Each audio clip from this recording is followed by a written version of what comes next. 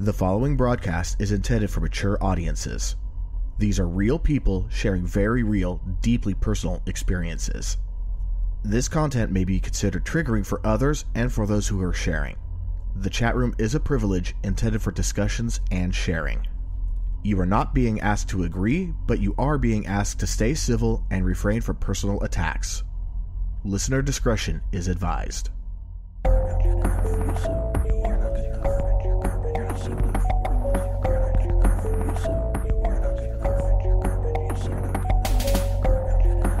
All right, welcome back to Am I Mental, a weekly live podcast where real people share real experiences dealing with things that impact their real health and real health, mental health struggles. Sorry about that. That was probably the worst introduction I've ever done. I am your host, E. With us, as always, are the co-hosts Bexy. Hello. And C. Hello. And as we tend to do at the beginning of every episode, we have bills to pay. So, best thing you can do to help us out, share episodes. If there's an episode that you heard that really resonated with you or you think will resonate with someone else, share it with them. At this point, we have been credited with multiple people who have said that it has helped to increase the quality of their life. We've had some say it has completely changed their lives. And we've had some that even said, because of this podcast, it saved their life. So, yes, ultimately, if we can keep helping people, that's the goal. And if you want to help us further, there's a number of ways you could donate. Just come to amimental.net/donate. A number of ways you can help us out. That money goes directly to our web hosting. It goes to the podcast host. It goes to our fees for Zoom. Basically, it's 100% put back into the podcast. We keep none of it for ourselves. And with that out of the way, tonight's guest is Missy. Why don't you say hi? Tell us a little bit about yourself. Hello, everybody. So, of course, I'm Missy. Hi. I just want to welcome you all down the rabbit hole. Thank you for being here tonight. My background is interesting. I am currently a spiritual counselor, and I credit that happening because of having previously been suicidal. I went through a bout of depression, deep depression, when I was about 19 years old. And many people have experienced this in their lives. But what happened to me is not unlike anyone else. I'm a little bit different in that I actually have done something constructive with it, which I find a lot of wonderful people have done. And I found a calling through it. So I just wanted to share a little bit of that with everybody and talk about some of the stuff going on today in our world and how important self-care is and how important it is that we stay connected, even if we're doing Zoom. Exactly. And I mean, yeah, my wrist is not unscarred. Been there, done that with the whole attempted suicide. Here, if you want to hear, you too. Yeah, so if you want to hear about my story, Season 2, Episode 1. That is my story of my attempted suicide. I would love to absolutely check that out as soon as I'm free to, because right now, we're down the rabbit hole. Yes. And also, if you're not familiar with it, have you heard of the, the Semicolon Foundation? Yes, absolutely. Yes. Very awesome. I'm actually planning on getting a tattoo on this wrist. Same. It is going to involve the semicolon and a couple other very personal symbols to me. Because I feel like I want that scar to be there to remind me, but I also want it to be a monument to survival. Exactly. And I absolutely want you a tattoo, to get a tattoo on your wrist as well. Thank you. and I want one for mine too. So I'll wear it for you, probably. I went the unusual route with my my tattoo for the suicide thing, and yeah, so that's a really good one. Beautiful. I love it. That's actually Mark Pellegrino's signature. That's so cool. That explains the devil and everything. That's so cute. Yep. I love it. Love me some Pellegrino. Otherwise, if she was going to do a semicolon, she'd have to actually do it inside her sarcophagus. I knew what you meant. Yeah, I am sorry. I'm tired. It's been a long week. Esophagus. That's what I meant. Yes. I knew you said that. In the throat somewhere. In the Yeah. throat. So, if anyone's wondering what I'm drinking, I am not drinking alcohol. Oh, there's no video. It's just for us. No. No? Okay, cool. That's good. So if the three of you are wondering what I'm drinking, I just want you to know that it is Mio and it is black cherry flavored and it is the bomb. I'm just saying. I'm not plugging for Mio, guys. Don't worry. Totally not sponsored. Totally right, not. Yeah, we don't have any sponsors. No sponsors. I just think it's delicious. And by the way, it's a great way to get your water intake. Just saying. Very important. So, And so far in our chat room, we have 4 people. woohoo! That's awesome. With Richard giving us a little comment about tattoos. Yeah? Yes. Richard said, did y'all hear about mosquito repellent washing color off of tattoos? Ooh, never And heard. he also says, Mio is the No. best. I drink it at work all the time. Woohoo! It's good stuff. I saw one of the more disturbing things. Someone put milk in a soda stream. Oh, no. Oh, no. Ooh. Turns out that No. carbonated milk is actually really popular in South Korea. I will pass Wow. on the I'm glass going of milk. Thank you. I am lactose intolerant, so we'll end that there. Tangent 1. No, I'm just kidding. Keep a count. So I guess I should go ahead and jump into my story, give you guys my background experience. So I grew up in rural Virginia. My parents were absolutely wonderful, loved me. I had a beautiful childhood. The problem was they were 2 people who were very damaged and who did not deal with their damage. That sounds like the entire previous generation and every generation before that. I think that's just life, which is why I'm saying they're wonderful parents. They loved me and my brother. They took care of us. We had They everything. did the best they could. Exactly. I wished, and I'm healthy now, so I get it. But what I needed was more affection. I needed more emotional presence from my parents. Being that I am who I am, I'm a very emotional, empathetic person. And so it was very hard for me to be understood by them and other children. I actually related better to adults when I was growing up. And so my parents tried very hard to get me involved with other kids, tried play dates, that kind of thing. Just nothing would work. I had a very hard time making and keeping friends as a child. Flash forward to I was in high school, or actually middle school. My father actually introduced me to acting. He put me in an acting class, and that was when everything changed for me. That was also when all the emotions from all of the trauma of my childhood started coming up. So at that point, you're 13, you're a kid, you don't know that's what's happening. But I had a mother who was suicidal most of my childhood. She had gone through a lot of abuse. And I absorbed a lot of what I was told. I kept the secrets for the family. I had a father who had a drug addiction and a gambling issue and was a cheater. And so it All was things just, that no kid should have to bear. absolutely no. And I had grandparents who adored and loved me, but told me all my parents' business. And so it was coming at me from different angles, of course. So like any teenager, when the hormones kick in, all the emotional garbage started kicking in, and I didn't know what to do.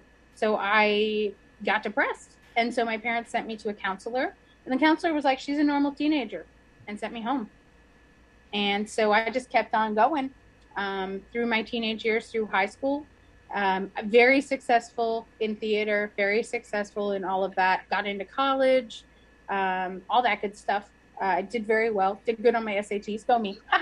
But was not ready for the real world at all. I was not prepared for anything that was going to happen. Got to college, immediately got chewed up, spit out, became very depressed, stayed in my dorm, stopped eating, wasn't social, and it just kind of went from there. September 11th happened. My grandfather died of cancer. My parents' marriage broke up. It came out that my dad had a mistress who we bought a house with. Our home went into foreclosure. We had to give up all our pets, move our family to Florida. It was what my doctor who saved me said was the perfect storm.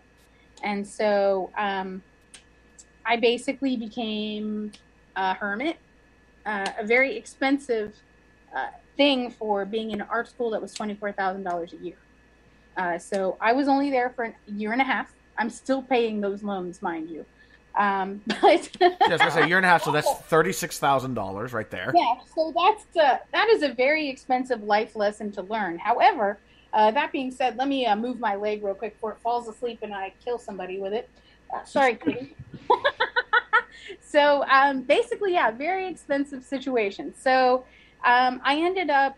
It was such a weird, and I'm a woman of faith, so I call it a God thing. But it was so weird. There was a Disney internship coming up, and they had interviews at my school in Virginia. Go figure. And my family was moving to Central Florida, as it turned out. And I didn't want to go. I had vacation in Florida my whole life. I loved Florida. I was a Disney girl, okay? And I just didn't want to go. I was ready to die in that dorm room. I didn't care how it happened or what happened. I just was ready to go. And so I totally did the Disney internship for their college program interview, aced it, did great. They loved me. The problem was my GPA was a flat 3. It was like a 0.3 something. It was not where it should have been at all because I wasn't attending classes. I was about to get kicked out of college. And so I was in a very bad spot. My mom had no idea because at this point she's at home dealing with the death of her father. Her husband just left her after 21 years. She's packing a house to move somewhere she's never been before.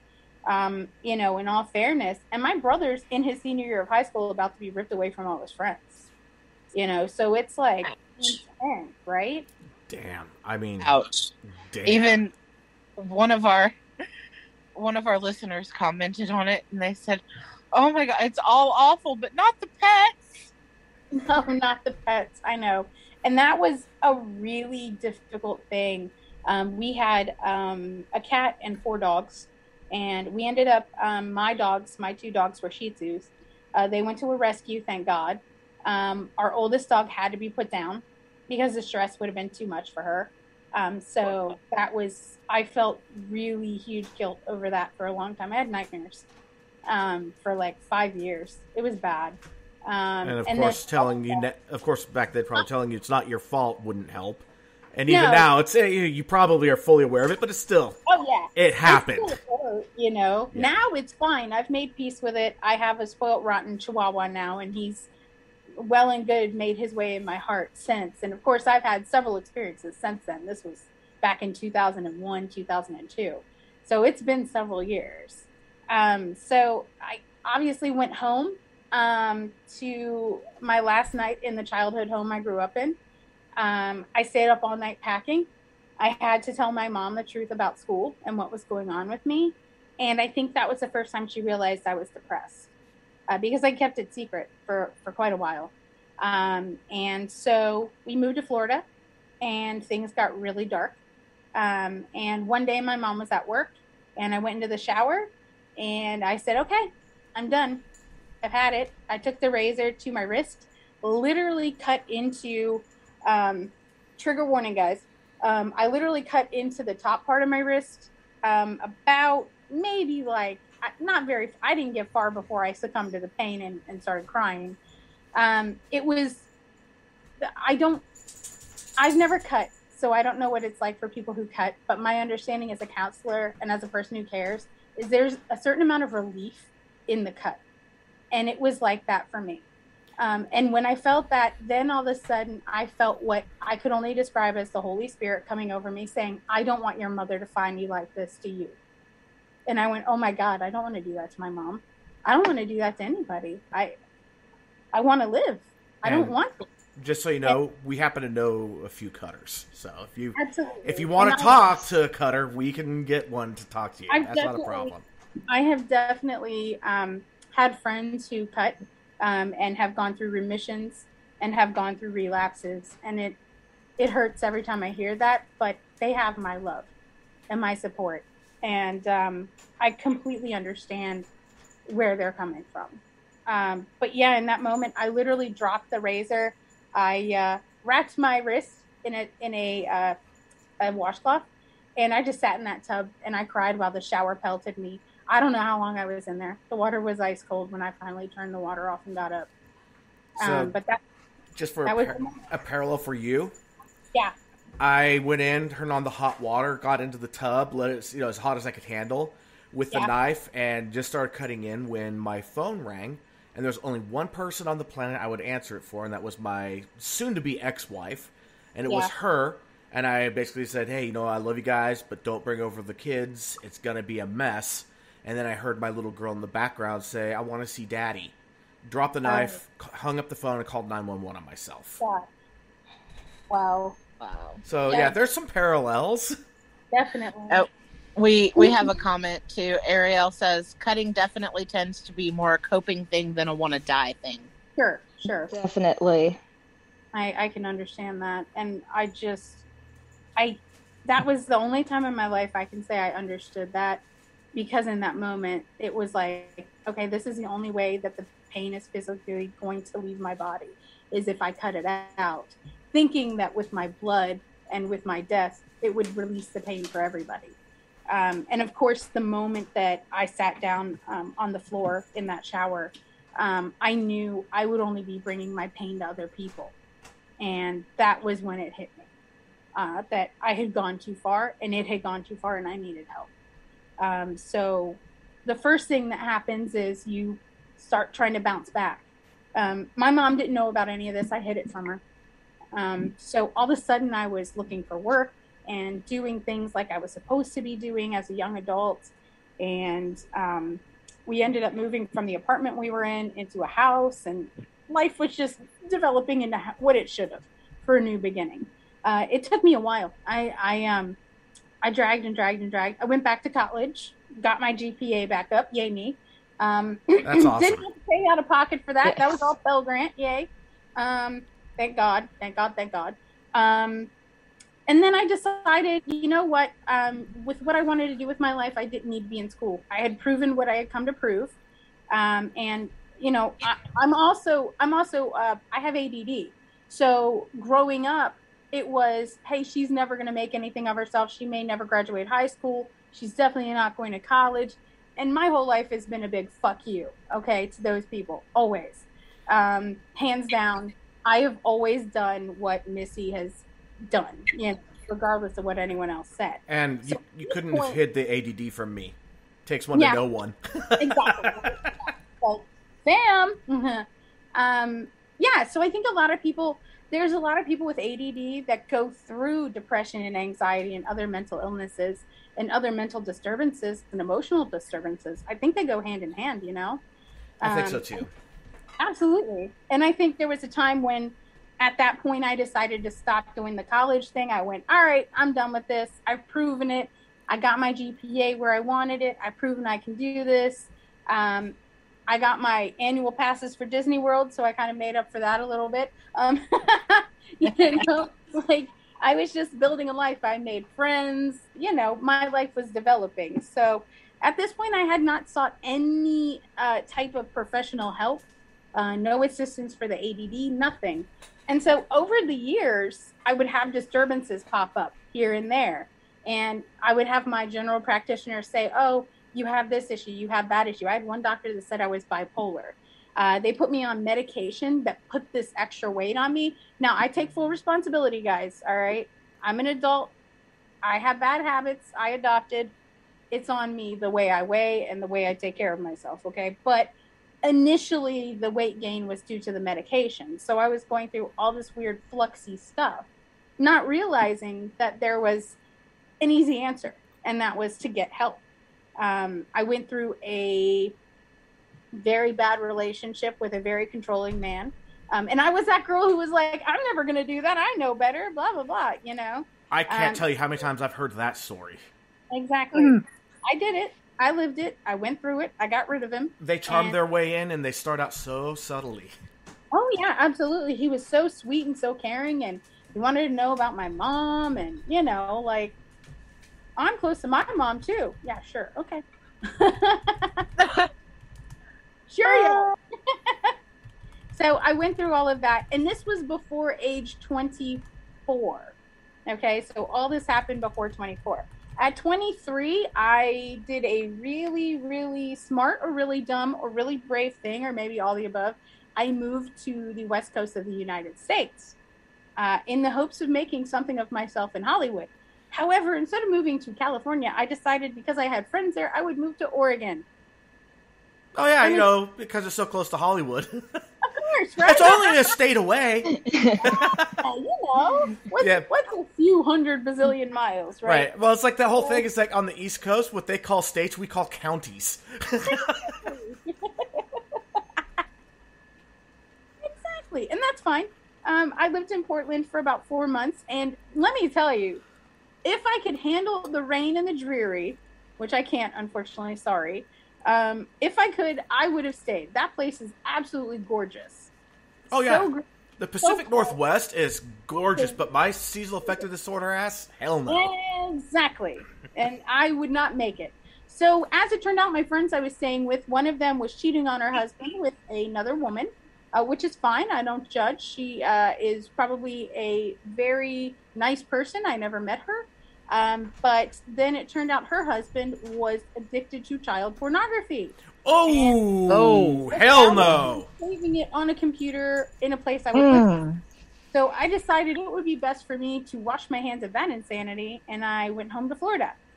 When I went home, that was when my life began again. So at this point, I said, all right, I got to stop playing games. Time to get real, guys.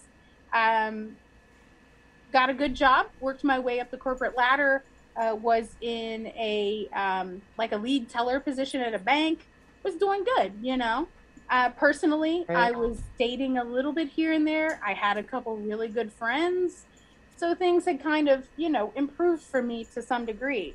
I still was at the point where at 24, I finally got my driver's license.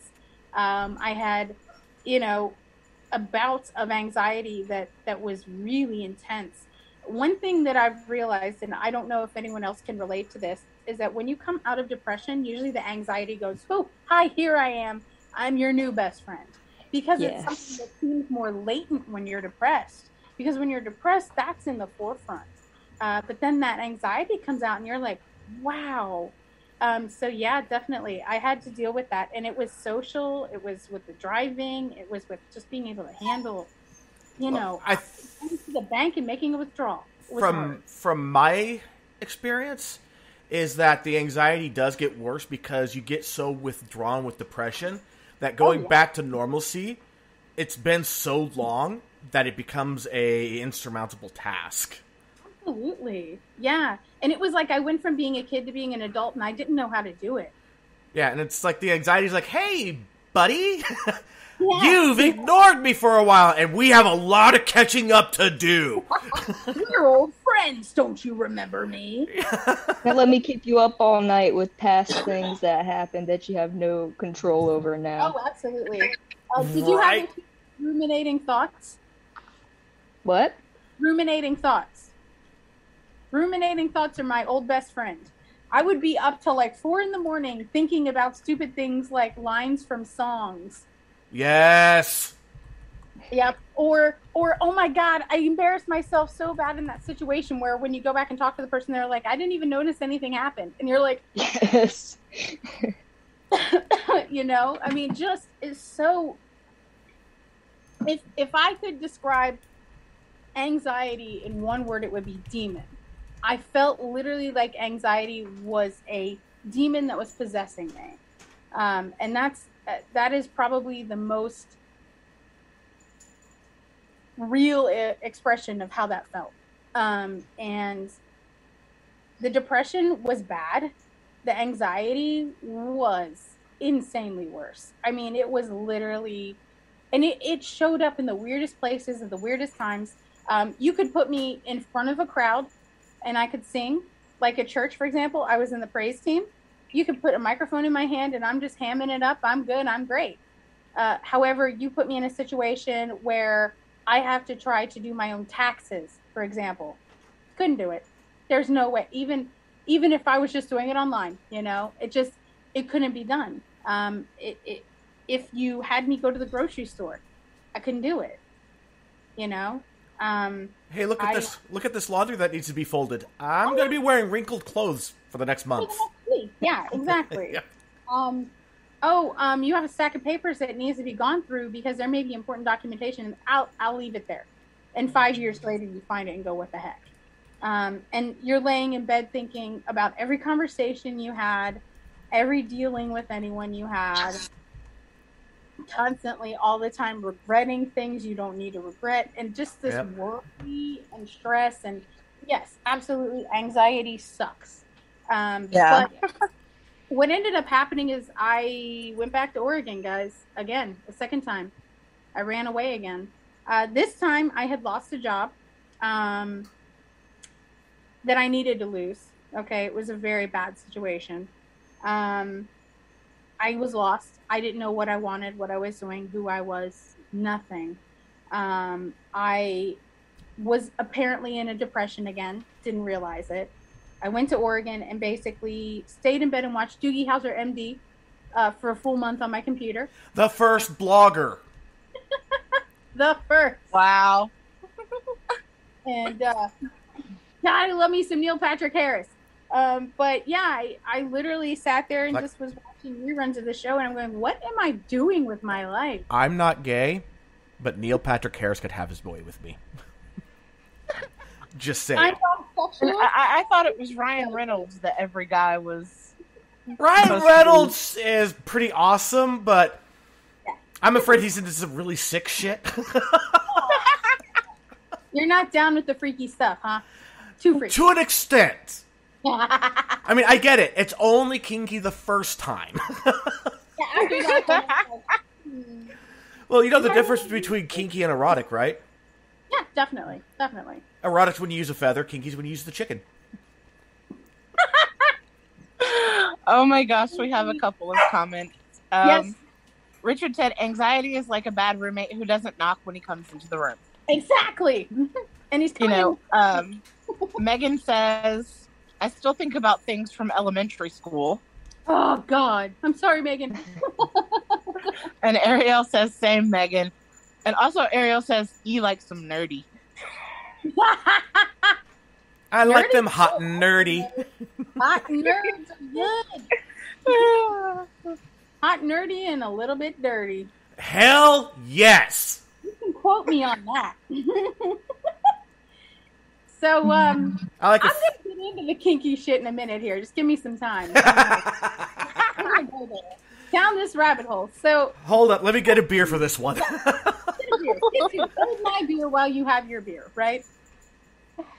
So imagine this idiot sitting in rainy January Oregon, beautiful, even though it was rainy, going, what the hell have I done with my life? I don't have anxiety at this point. I just have the depression component. Well, yeah, you're in Oregon. Sorry, Oregon, but it's true. It's just awful. It's seasonal affective disorder, right? Yeah. So I come home and I tell my family, I'm like, that's it. I'm done running away. I'm going to go get help. I need help. I'm going to go get it. And so I began the insurmountable task at that time of getting what I needed, thinking I was going to get a horrible diagnosis of some sort of mental illness no one's ever heard of. It wouldn't be able to be helped. And I was doomed to be crazy, as I saw it, for the rest of my life. Now, granted, I'm certifiably crazy in the best sort of way. I am fun as all get out. And I like me, damn it. I do. But at this point, I believed things about myself that weren't true. So I found this amazing doctor who absolutely turned my world around. And what he did was he looked at me and he said, okay, you have adult ADD. You've had ADD your whole life. It is manifesting as mental illness because you have not treated it or dealt with it in a constructive manner. He said, yep, the depression's definitely there. Yes, the anxiety's definitely there. Let's get you fixed. And he said, look, we're not going to cure you. This isn't curable. But we are going to make it so you can live a healthy and full life. I can't tell you the way it felt, the weight lifted off my shoulders that moment, because I knew I'd have a chance. It wasn't going to be an uphill battle every day. It wasn't going to be a stigmatized situation where even my own doctor thinks I'm absolutely batshit. This was a situation where this was a compassionate person who understood how mental illness works, who understood how different conditions of the brain and the body worked, and he wanted to help me. So I immediately went into therapy, intense therapy, talk therapy, a little bit of the old retraining of the brain, learned some more coping mechanisms that I had as a child that I had unadopted and readopted, and then medication, guys. I want to be honest about this. Pharmacological help is sometimes necessary. Exactly. If you're supposed to take your fucking medicine. So, okay. I went to a place called the Anxiety Treatment Center. It was an IOP. I was there 3 days a week for about a month. Wow. Yeah. And, I mean, amazing place. Absolutely amazing place. Because anxiety is linked to so many other things. Sure is. And one of the things that they talked about, because I've been to other IOPs where they're just like, screw meds. They don't really do anything. They screw you up. And I've been to other IOPs where they're like, just take all the meds. This one was like, look, we can only get you so far. If your brain chemistry is in the way, we need to fix that. And then we could be even more effective. It has to be a partnership. Right. And then address what's going on. Absolutely. And I think that was the biggest thing, was we had to work together to find a combination of treatments that worked.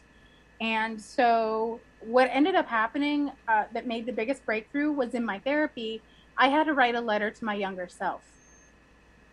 And I also had to write a letter to the person that hurt me the most, and that was my dad. And so I wrote a 16-page letter to my father because I was angry and I was hurt. I was in a situation where after he left us back in 2001, I didn't have a relationship with him anymore. He was my dad for 19 years of my life, and then all of a sudden he wasn't. And he made that choice. He chose his other family over us, you know? And I had a lot of anger because of the pets I had to give up, because of the childhood home, because of my life getting ripped away from me.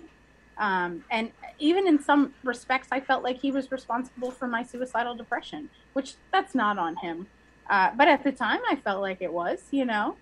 Right. So, well, I mean, his action could have triggered it, but I still wouldn't blame him for it. To some degree, he is part of the trigger that started it, sure. I had to give myself the apology I wasn't going to get from him. I had to heal my heart. And so through writing that letter to him, I cried and I raged and I got angry. I printed 16 copies, one for every page, and I destroyed them in 16 creative ways. And just so you know, what you just described is one of the concluding parts of the Grief Recovery Handbook. There you go. Boom. So yeah, there's definitely something behind it. Sure is. Mm-hmm. I will tell you, the second that I did that and completed that ritual, so to speak, I became who I really am.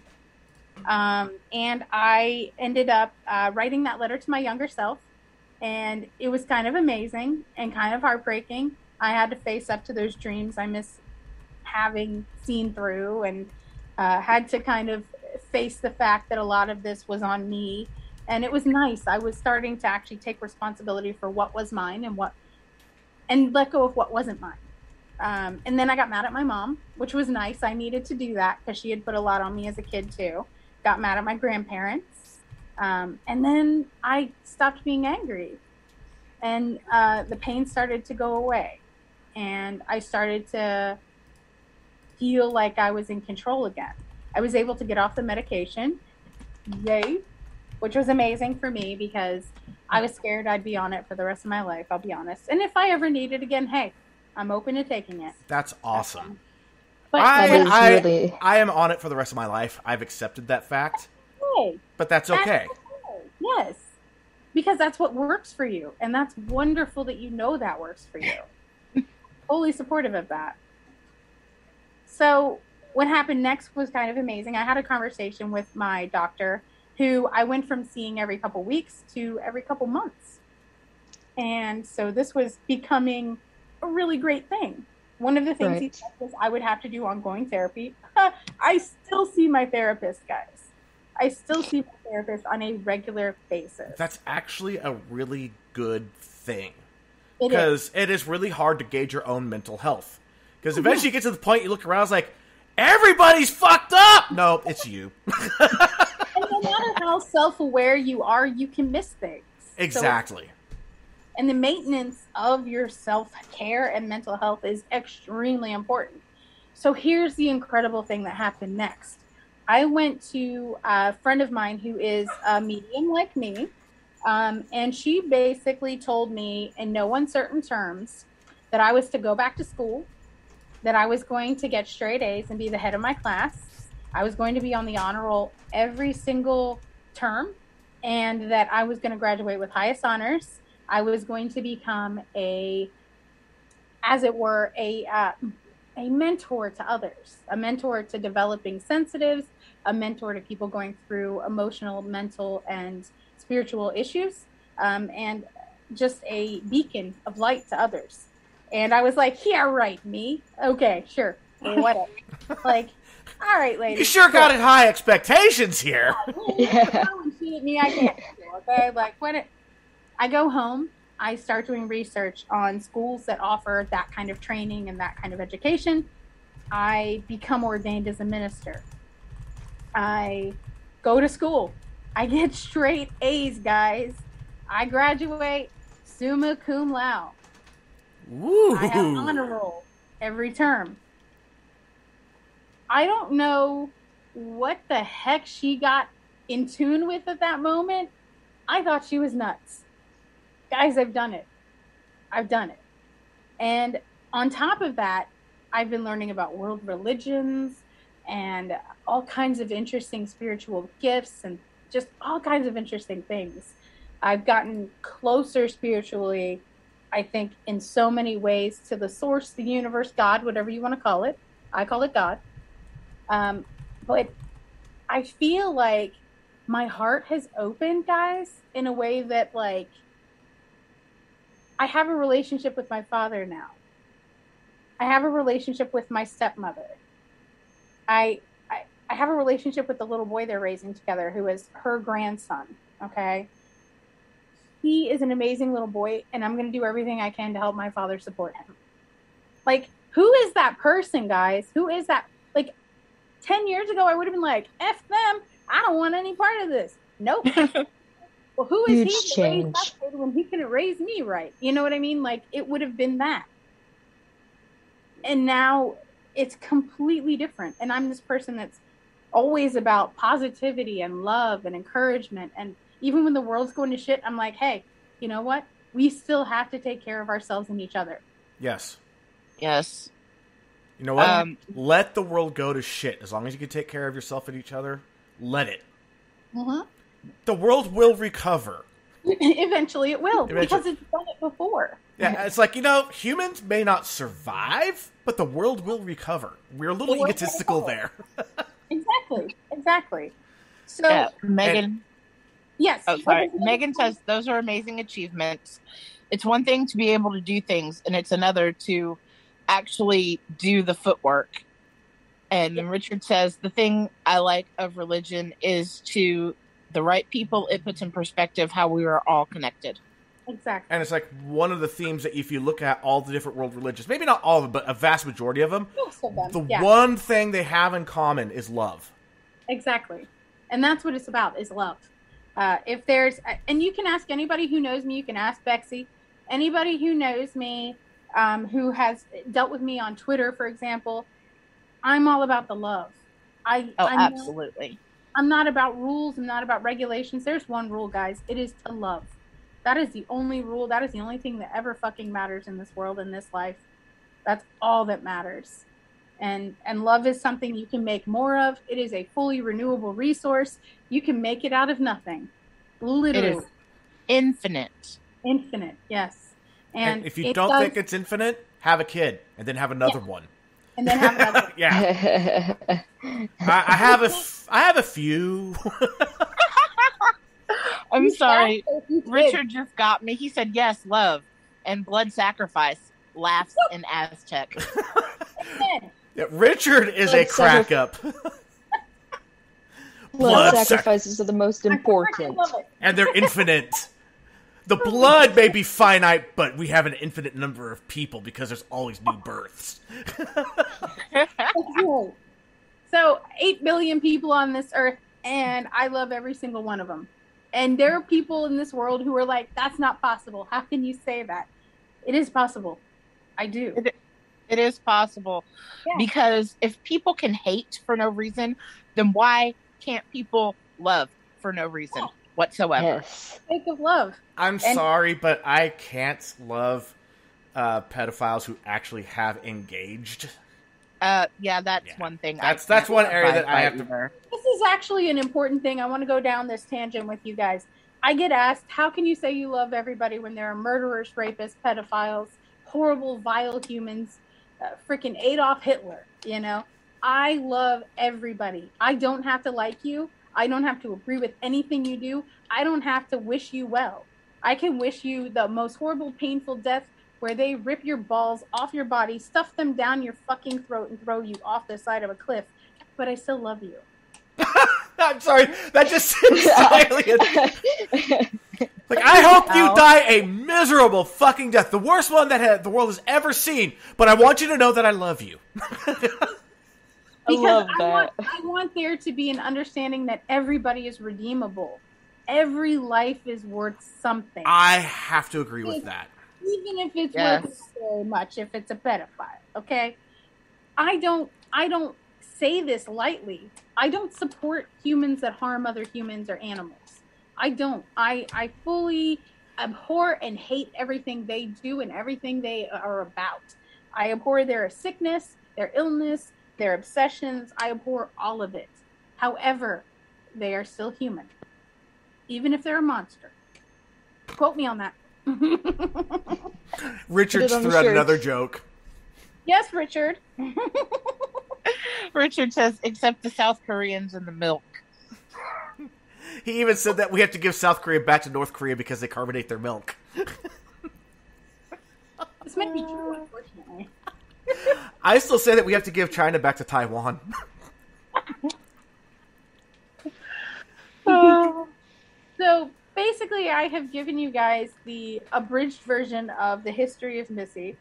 So just to give you an idea of one question I wanted to ask. You said that you're a spiritual counselor. What does that entail? So spiritual counseling is really, really super cool. Okay, so basically I am a therapist or a counselor or whatever you want to call that thing, okay? I'm trained in psychology. I'm trained in sociology. I'm trained in religions. I can do pastoral counseling, life coaching, that sort of thing. I am also an ordained minister. Oh, so you can actually perform weddings. I'm clergy. I can perform weddings, funeral rites, all of that. I can also make holy water. Do you know how you make holy water? You boil the hell out of it? Yes. Dun, dun, dun. Someone had to get it. Someone had to get it. Yes. But yeah, I actually, I am clergy. I can do all of that. But that's not why I'm a minister. I'm a minister because I care about hearts and I care about people's spirits. And I want to help those that are here on earth and those that have passed this living plane to handle their business, to be whole. I want everybody, living, dead, or in between, to be able to have their unfinished business finished, and I want to help people heal. And so I knew through what I was going through previously, it was going to be a tall order, but it was my calling, you know? So what I do is I can sit with you and counsel and talk to you. You can come to me. It is completely just like any other situation like that. That stays between us. That is your case history with me. That doesn't go anywhere. Okay? That's it. Doctor-patient privilege kind of thing. Okay? When I finish my PhD, I'll be Dr. Missy. How cool is that? You know what? There's one person I did meet who has a PhD in theoretical archaeology. Ah! You know what they do for a living? I love archaeology, but what the hell is theoretical archaeology? Right? I was like, that sounds like Amway, but with a really big bill attached to it, like $100,000 of debt. Yeah. You know what they do for a living? What do? They're a cashier at Target. Exactly. Yeah. Well, right now I'm an admin in an office, so But I gotta mean, pay- when you get your PhD, I think that yours is going to be a little more useful than some of the PhDs out there, like theoretical archaeology. Well, what about that liberal arts degree? There are some useful ones depending on which ones you get. But if you get a general liberal arts degree, what the fuck do you do with that? You say, do you want fries with that? Yeah. Or, okay, so there's a comedian. His name was Greg Jennings. He's passed away. And he was talking about how his dad told him that he needs to go to college. So he's like, okay. And he goes to college and he decides to get a degree in political science because you get to do syllogisms and basically you make up all sorts of things all day long. Like, love is blind, God is love, therefore Stevie Wonder is God. Amen. I like it. No, Yeah. I'm just kidding. No, that's but awesome. oh wow, our chat room is busy. But then after he gets his degree, and he's like, okay, now what do? You're supposed to get a job. Well, what can you do? You can teach political science. He's like, holy shit, it's a pyramid scheme. And there you go. There you go with the general liberal arts. Now, one thing a lot of people don't realize, though, is that, like, computer science is considered a liberal art. Really? And that's how it started. That makes sense. That makes sense. Yeah, absolutely. And I think there are people who, when I tell them that I have advanced degrees in spiritual counseling, they're like, well, what the fuck is that? And then there are other people who are like, oh my God, that's amazing. And I'm like, yeah, it is pretty cool. It is pretty cool. And I do intend to put that to use. I really do. But right now, hey, the bills are getting paid, right? And I'm doing a job that is not super stressful, gives me free time to do awesome stuff like this and to build upon what I have, And I remember, though, when I was in college, though, I had this one friend who was my roommate. Okay. She and I are not friends any longer, unfortunately. She did not grow up. I did. But she had a degree in, I think her first degree was English. Her master's degree was in journalism specifically. She works at Target. She won't even drive herself to work. But those are degrees that you can actually use. Yeah, she could use them. And she's smart as hell. Especially that journalism one. We need real journalism. We have she could do it from home. It's not like, you know what I mean? Like if she's got anxiety issues or what have you, I don't think that's what it is. But I mean, this is a person who at age 35 put a message on Facebook that she was angry at her parents because they asked her to clean her room. But you're supposed to be asked to clean your room when it's a mess. It's life. With your parents, at least show them that respect. So When basically, I was a kid, yes, I didn't show that respect. But I was a kid. I did sometimes. I'll be honest. I was told I couldn't leave the room until it was clean, and I would get headstrong and decide I will get out of this room and be back outside my regular schedule without cleaning it. I will wait this out. 3 weeks later, I'm out there. I could have spent an hour and been done with it, but no. I was the kid who was stupid and took time to hide things in my closet, hide things in my drawers, hide things under my mattress, instead of just cleaning it. That way I could go play.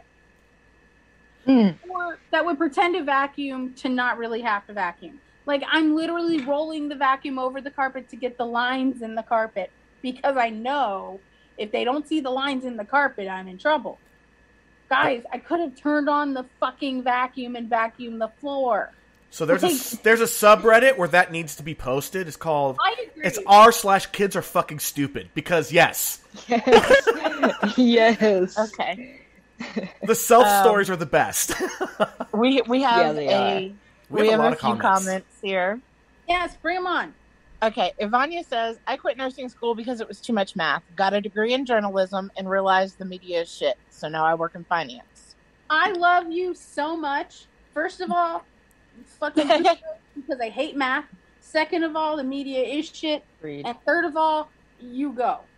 Exactly. And just Brandy says, and just so you know, surprise. really fast, just so you know, Ivania is in the chat because I pointed out that you're a medium, and she went, shit, okay, I'm joining. Yes! Thank you for coming, darling. Thank you. Brandy says it takes a few tries to find the right career. Agreed. Okay. Ariel said, I was admittedly a bit of a spoiled brat.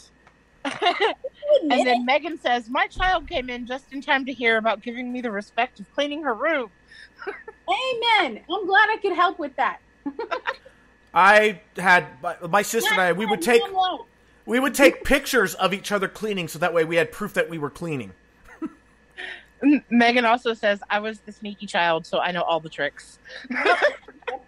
or the okay, how about this? Like, you ate extra snacks, and so you fluffed everything up in the pantry so it looked like you didn't. Oh my God. Richard is killing me. He says, you're a medium? I'm a 2XL myself. Amen. We were literally making that joke. Yeah, we already made that joke. I'm a 2XL medium. What? Although Richard had a great joke earlier saying, a doctorate in Egyptian history is literally a pyramid scheme. But oh, yeah. By the way, I adore archaeology. It is one of my passions in this life. Would I ever get a degree in it? No.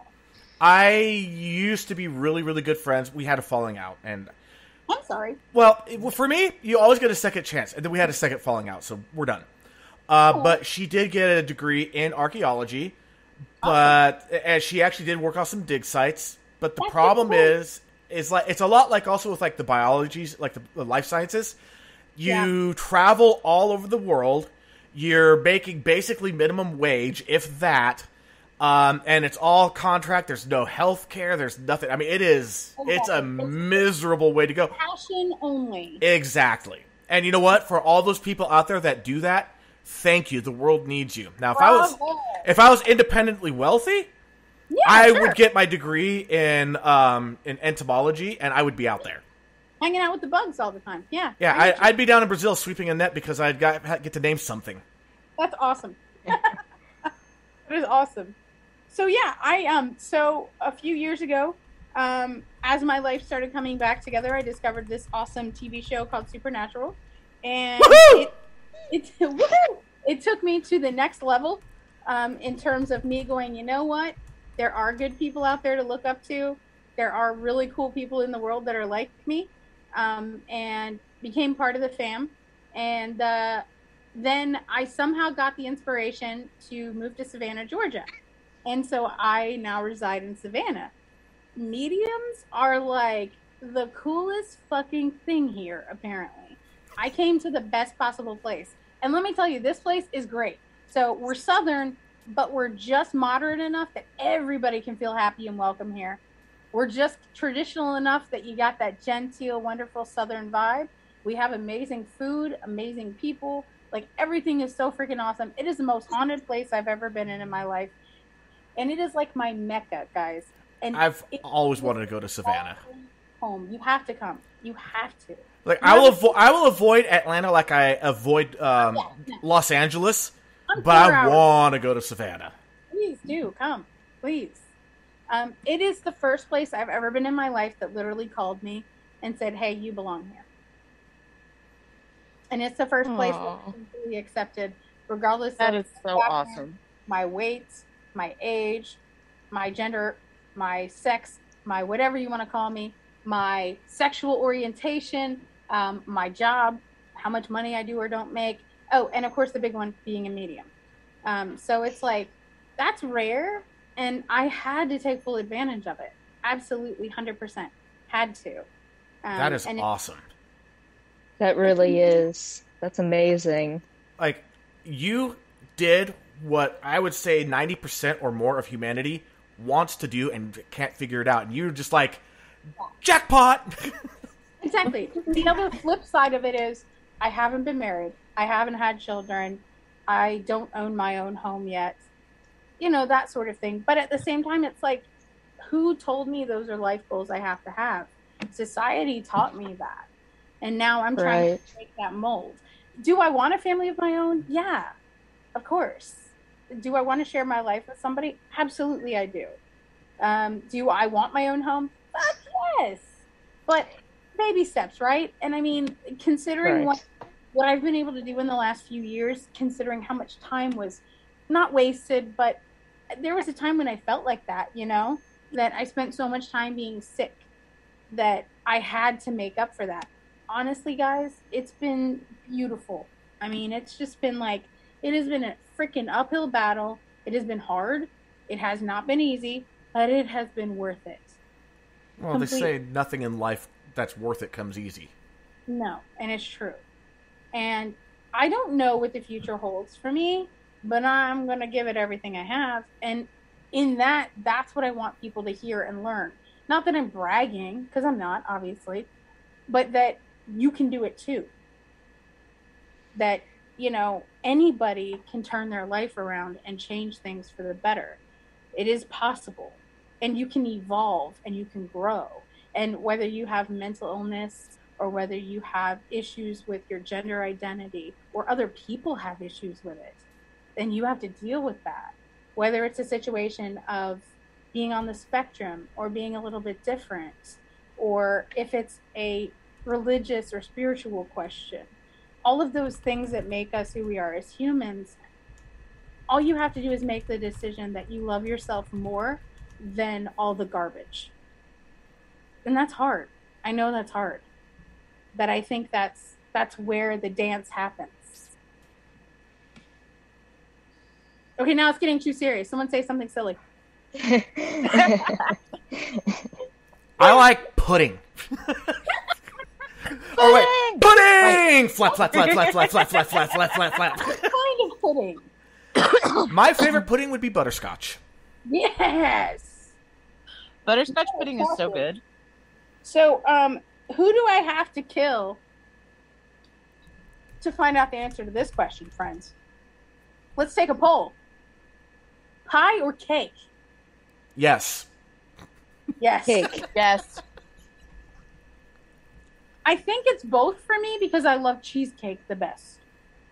Yes. Oh God, I love cheesecake. Yeah, right? Of course, I love how a lot of people don't realize this. Boston cream pie is actually cake. It is. It is. It's, yeah, it is. Although, But I am a sucker for a Delicious, key lime delicious pie. cake. that is some good shit too. Now, living in Savannah, we have a few things here I can't get anywhere else. My favorite thing, guys, all the food readily available, this wonderful seafood, the wonderful Gullah Geechee culture, all of it, okay? All I care about is my fucking chewy ice. Do you know what that is? Never heard of it. Okay, so it's the tiny pellets of ice, like if you've heard of Sonic or if you're with like Zaxby's or any of those places, Chick-fil-A, they all have this type of ice. It's the tiny pellet ice. We have a gas station in Georgia called Parker's, and their ice is all this tiny pellet ice in their drink machines. So what I do is I get a big old cup of that stuff, and I'll just munch on my chewy ice. And it doesn't hurt your teeth if you have fillings, right? So that's why they call it chewy ice. Got It's it. frozen 3 times longer than regular ice cubes, even though it's tiny pellets. Fucking crazy. I love it. And when it's hot here, it's perfect. Sorry, had to go down that. So now Brandy's asking crushed ice? Question mark. I think I know what you mean. It's almost Crushed like ice is wonderful, but this is literally made in as tiny little. I can't even describe it. It's just these teeny. it's like tiny rabbit food pellets. I literally have a cup of this ice right now. Yeah. See, Bexy knows. Thank you. It's the best thing in the world, and Because Sonic will sell you this ice. Oh yeah. We have a couple of Sonics out here. I've never. I went briefly to one, but I haven't actually had the full Sonic experience. Well, you're going to have to go get yourself a cherry limeade with the Sonic ice. Not with my blood sugars. You'll But have to find some other way to do it. Well, I do like going to Chick-fil-A and getting the frozen diet lemonade. Oh, that's good. Actually, E. Yum, yum, Sonic has Sprite Zero now, so you can ask them to make you a cherry limeade with a zero sugar soda. And they have sugar-free cherry syrup, too. Oh, I am so there. Hey, Bexy saves the day. You know what I love? Yay! You know what I love to chew on, especially just to watch other people's faces? Yeah. Aluminum foil. See? Oh, that hurts my teeth just See? to hear that. Just watching people's face expressions. Aluminium. Actually, it turns out aluminium and aluminum are both appropriate according to the chemical agents that do all the naming conventions. Because the guy that came up with it, he first called, I can't remember what he first called it, but it's based out of alum, but then he called it aluminum, Aluminum. But all the other metals are an ium, so then aluminium became also acceptable. Oh, see? I actually found out the history of that this week. Let's go over the total periodic chart here, guys. Let's all be Dr. Sheldon Cooper for a day. And then do fun with flags. Yes. Fun with maps, guys. Look, those of you that can see, which is only 3 of you, I have maps everywhere around me because I have tons of Savannah artwork in my room because I'm a brat.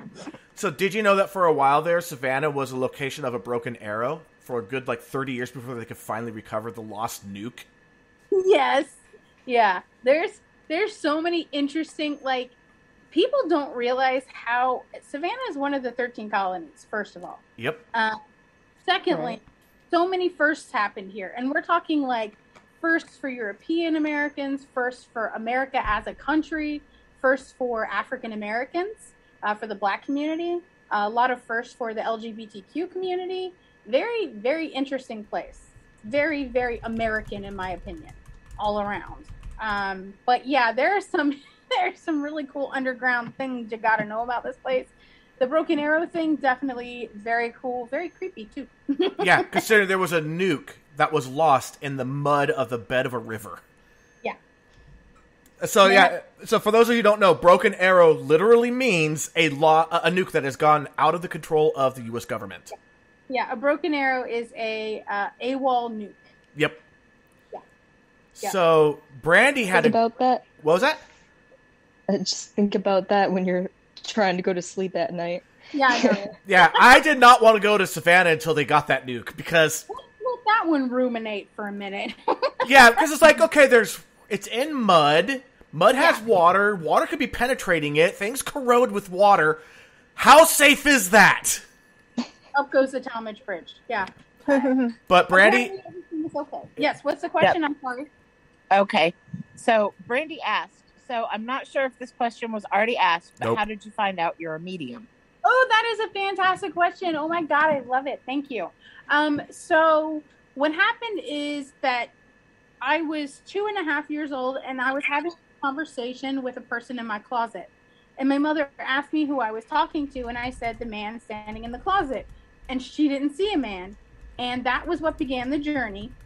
It took me years and years because I was, as I mentioned, I'm a Christian. So I was raised to believe that kind of thing was wrong, unfortunately. So I battled myself for a really long time. I have always walked between two worlds. And so it took me many years and many misadventures. I dabbled in witchcraft as a teenager, not knowing what I was doing, which was very disrespectful. I had a very hard time coming back from that with the depression. But when I was starting to get better and come out of it, my gifts had kind of receded. They began coming back to me. And as that was happening, I connected with my spirit guides, and I was being shown through things that were happening around me that there was a path for me that was meant for me to use those gifts. And so things kept happening that were confirming, hey, what you know is real. You're not crazy. You're not making it up. This isn't a cry for attention that you were doing subconsciously. This is literally something that's happening for real. And then I began giving readings. And when I started giving readings, more confirmations came. And so I grew to be confident in my gifts. I had to develop them. I did not have proper mentorship, so that had to come later. And that's part of the reason I became a mentor for others, because there are many young people, many kids, many adults who have gifts and either are afraid to talk about them or are unsure what to do with them. Some of them want to relinquish them and don't know how. Some of them want to develop them and don't know how. So it's just one of those things where it didn't hit me like a ton of bricks necessarily, but one day I woke up and I went, this is who I am. And I need to embrace who I really am. And the understanding through pastorship at the church I was at in Florida, he said, this is a biblical gift. It's called discernment. And I went, oh, I'm not crazy. And so the ability to discern spirits, the ability to know things beyond the known, those are God-given gifts. And I believe that wholeheartedly. And so I have people come to me all the time that are like, oh, well, how do you know you're really a psychic? Hey, do you have the lotto numbers? If I had the fucking lotto numbers, would I be sitting here right now? Good point. Kind of like the one joke my dad said for because my dad and I, we have a dad joke war, and in 2 days I'm back on Facebook so I can get back into it again. Ah! He said, I went to a psychic and knocked on the door. They asked who is it, so I walked away. That's awesome. So, of course, there are those that know things like that. I'm not one of them. But what happens is when you give yourself over to your true destiny and your true nature, it presents itself to you as what it is. So with full confidence, I can say I am a medium. It's not one of those things I do for attention, clout, any of that. It is what it is. And there are times when I don't want to be because it's so crazy. And then there are other times where it's like, no, this is exactly what I'm meant to be.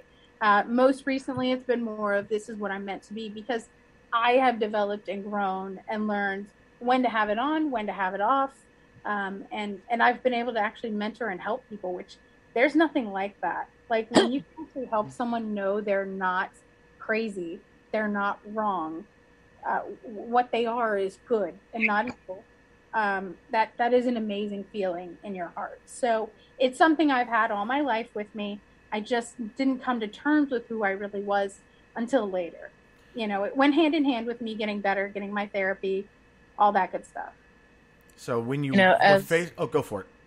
Oh, yeah. I was going to say, as someone who has some, a little bit of, I can't exactly, I can't call myself a medium, but I see things, I know things, you know, I have some gifts apparently. But I'm also an empath. Yes, you are. And I am the biggest lesson I've had to learn with being an empath is that you can care without carrying the weight of everything else with you. Exactly. Has that been a struggle for you? Yeah, it really has. I had a situation a few years ago where I almost gave it all up.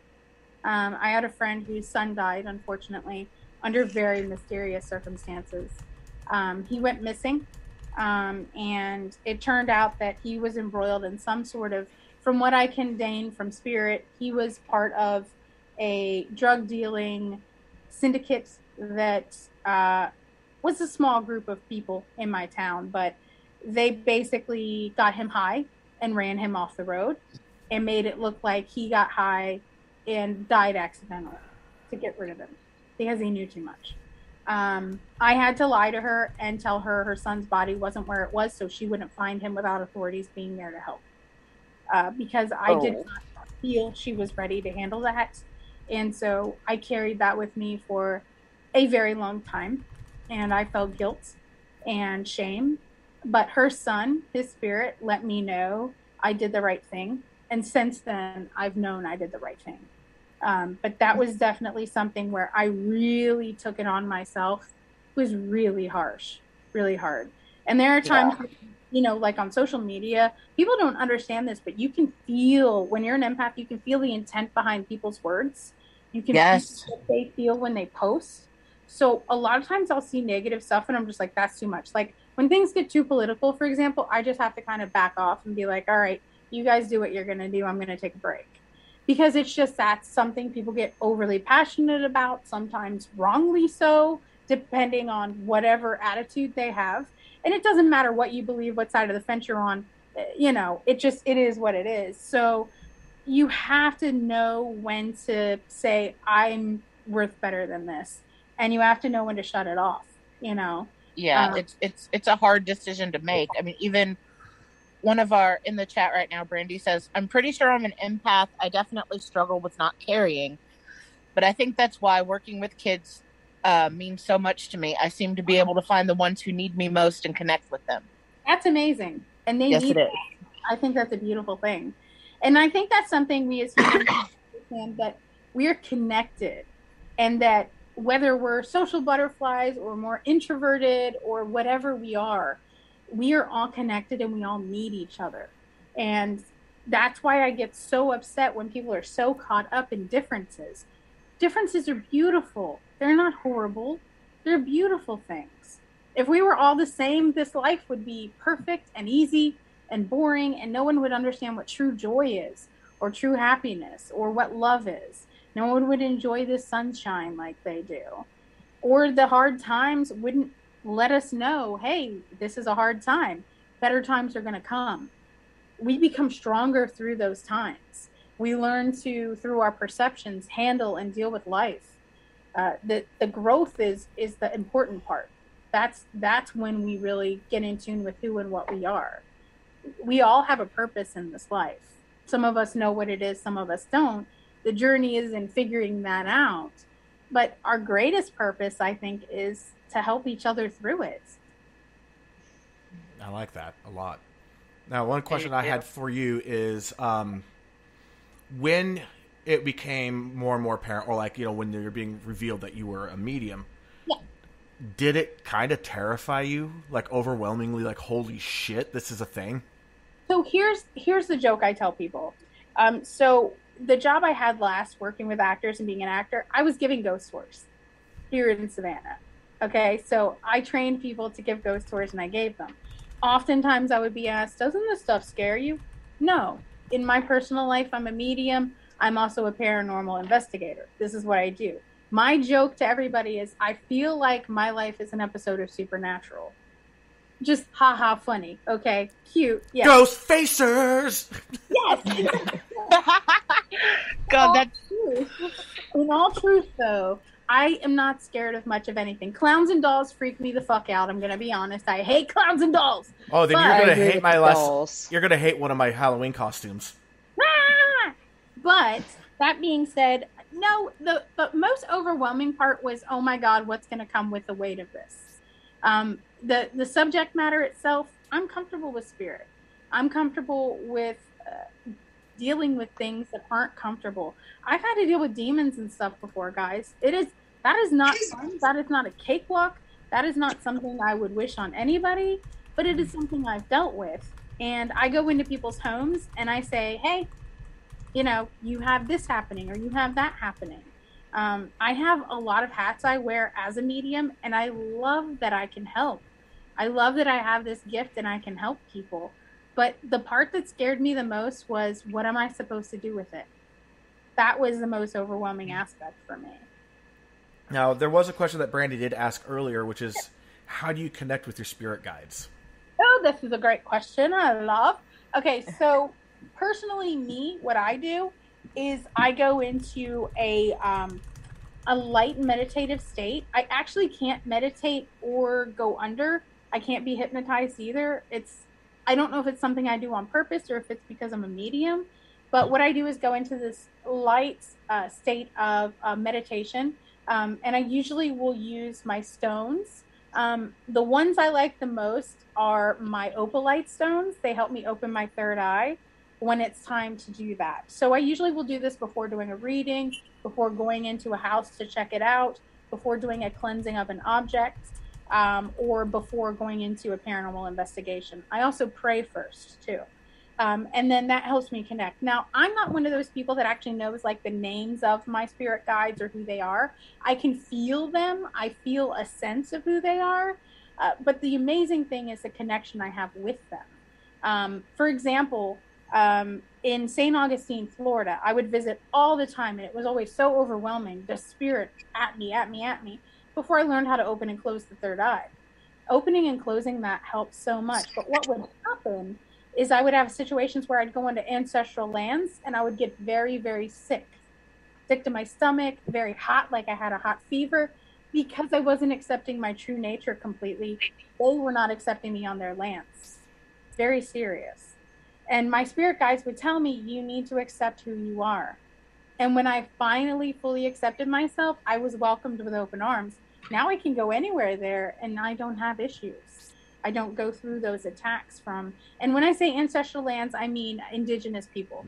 Their lands, their ancestral lands. So when I accepted that, who I am as a whole, the different things I can be called, teacher, shaman, counselor, whatever you want to call me, that was when it really opened up for me just how connected I really am. But at the same time, it's one of those things where, yes, they're with me, but they're also not watching me while I go to the bathroom. Okay. It's not like that. And it's the same with regular spirits. I did once have a visitation in the shower. That was interesting. Yo, boundaries. Yeah, exactly. But I have my own personal ritual. I encourage everybody that does that to come up with their way of connecting with their guides. So I've known people, I have people that I've mentored who actually know the names of their guides, like for real, for real. The other thing I run into is people who aren't psychic, who want to be, or they think it's cool. And they're like, hey, yeah, I'm like that too. I can do this. And then they'll say something really outlandish. And you go, yeah, that's not how that works. And it's like striking the balance. You don't want to make someone feel embarrassed or ashamed of themselves because they see something in you they like. But at the same time, you also don't want to allow people to disrespect what you are and what you do. So there's like this really careful bridge you have to gap sometimes with people. I've actually had to cut people off, literally cut them out of my life because they have zero respect for this or for me or for whatever. I have a situation where I have my friend who I live with in Oregon. That 16-year friendship had to end. She's an alcoholic, and she became very abusive and started claiming that spirit guides were telling her to do these things. And I'm just like, that's not how that works. And it was heartbreaking to have to say goodbye to her after all the things she had been able to do and all she had been able to accomplish. And then for her to go back to that, just very sad. So that's just a couple examples of stuff we deal with. But okay. What you got? Yeah, we got this chat is just going insane. Honest. The chat is Go for it, insane, C. but we do have a couple of questions. C's got Ariel something. asked, Yeah, I see. What you got?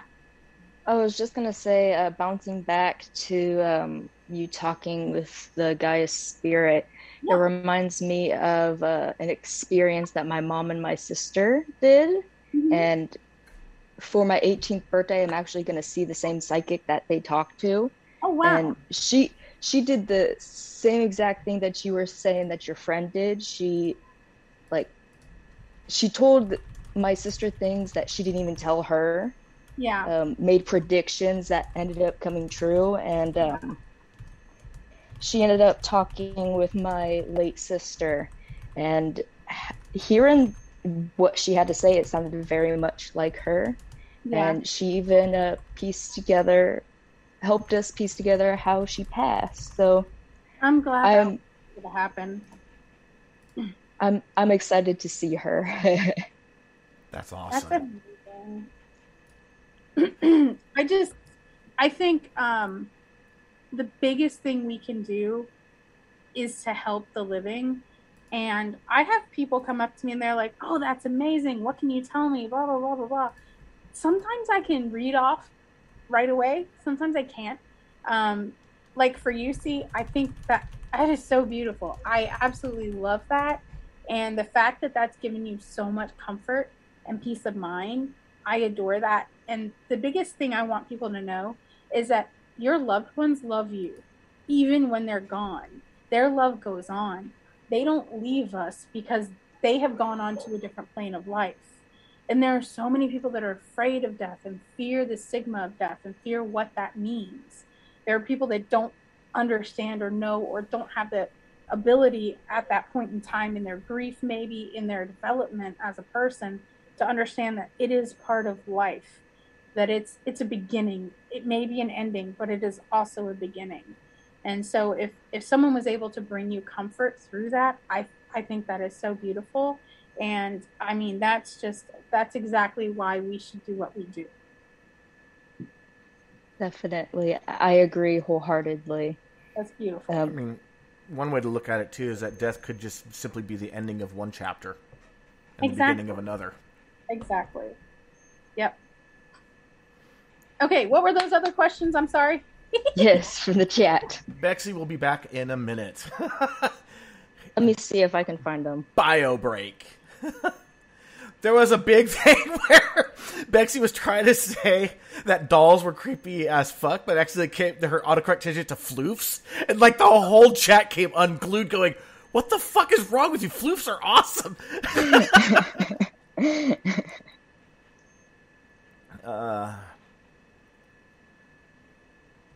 That's hilarious. Yeah, no, there's been some good questions here. Like, are werewolves real? The good one. Do you ever get spiritual energy from animals? Yes. I am not an animal psychic, but definitely yes. My cat Elsa, for example, I strongly believe she's actually a familiar. I don't think she's just a pet. I dreamed about her 10 years before I got her. I had another cat before her, and I thought that cat was the cat. And she unfortunately went missing all of a sudden, out of the blue. And I looked for her for weeks, couldn't find her. And then this little beautiful blue-eyed monster came into my life, and she's definitely, I have a strong psychic connection with her. It's very weird. And I'm a dog person, okay? So I'm totally a dog person, and I have this one cat. Only cat. Okay, I've had 2 cats that I've ever bonded with.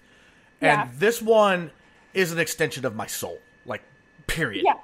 I told you that cat's a Shinigami. No. He's named after a Shinigami, so, you know. I had a cat who Go for it. I'm sorry. So I was going to say, though, I have personally never had a time where I have gotten, like, a dog or a cat or any animal come to me and go, yo, human, what's that about? Right. It's like my cat seems to know my mood, even from totally across the house. That's awesome. Yeah. Every morning, if we have to have at least 20 minutes of bonding before we're allowed to start our days. Oh, yeah. Otherwise, we both have a rotten day. Exactly. You have to have that. Heartwarming. That's adorable. I love that. But I hate cats, except that's what I love. He is so awesome. My cat, she's great. I can't explain. I had a cat who I was really bonded with too. He was like my best friend. That's so He was awesome. just an amazing boy. I love that. Yeah, my cat, he'll allow other people to pet him, but he only wants me to pet him. Oh yeah, he'll tolerate it, but that's it. Yeah. Yeah, but for me, it's a necessity. Yeah, absolutely. I understand that. Absolutely. And It's like round. and he talks to me, and only me. And I'll talk to him. I'll be like, hey, Ryuk. And he's this little chirpy meow meow. I'm like, how you doing? Oh, Meow, meow, meow. She also has her own weird language. She talks with me too, and I'm like, what? And she talks like she's like meow meow meow meow meow meow, and I'm like, you don't say, little girl. Like, you know, like it's the weirdest thing. I love it. And we also had Brandy asking, so where do we reach out for a reading? Absolutely. So fantastic question. I am absolutely happy to do readings. So there are a couple ways to reach me. I can either provide you guys with my Twitter information or my email address or whatever the heck you want. Whatever you want to drop. Sure. So I can go ahead and give my email. I feel safe doing that. I don't think anyone's going to send me any like malware, are they? I might send you a dick pic. You know, it's a guitar pick with the word dick on it. Okay, that would be hilarious. Or a picture of Faith Jr. that says dick pic underneath it. Yeah, I've gotten that before, by the way. Yeah, Dick Van Dyke. Yes, Dick Van Dyke. Yes, please. That would be great. Yes. But can we do this Dick Van Dyke picture? Dick Van Dyke, but not Dick Van Dyke's dick. No, just Dick Van Dyke. I don't even want to think about that. Well, God. That was a mind fuck. Okay, we're good. So, I'm good at that. My email address is Missy, MISSY, HOOD 21 @gmail.com. Please hit me up, bother me all you want with all your questions, anything you need. I definitely am more than happy to provide readings or anything else anyone needs. To answer the werewolf question, I've never met one. I'm sure they exist somewhere or have in the past. I have met a troll. They are nasty. I'm an internet troll. I've met lots of those, but Yeah, but you're a good one, at least. you're not a bad troll. No, I troll the trolls. It's more fun. Troll the trolls. Why not? Although I have, there used to be a website that was pretty popular called The Art of Trolling, and I actually made the front page off of one troll twice. Wow. The first time, there's a random, it's an anonymous chat called Omegle, where two strangers will go and they'll talk.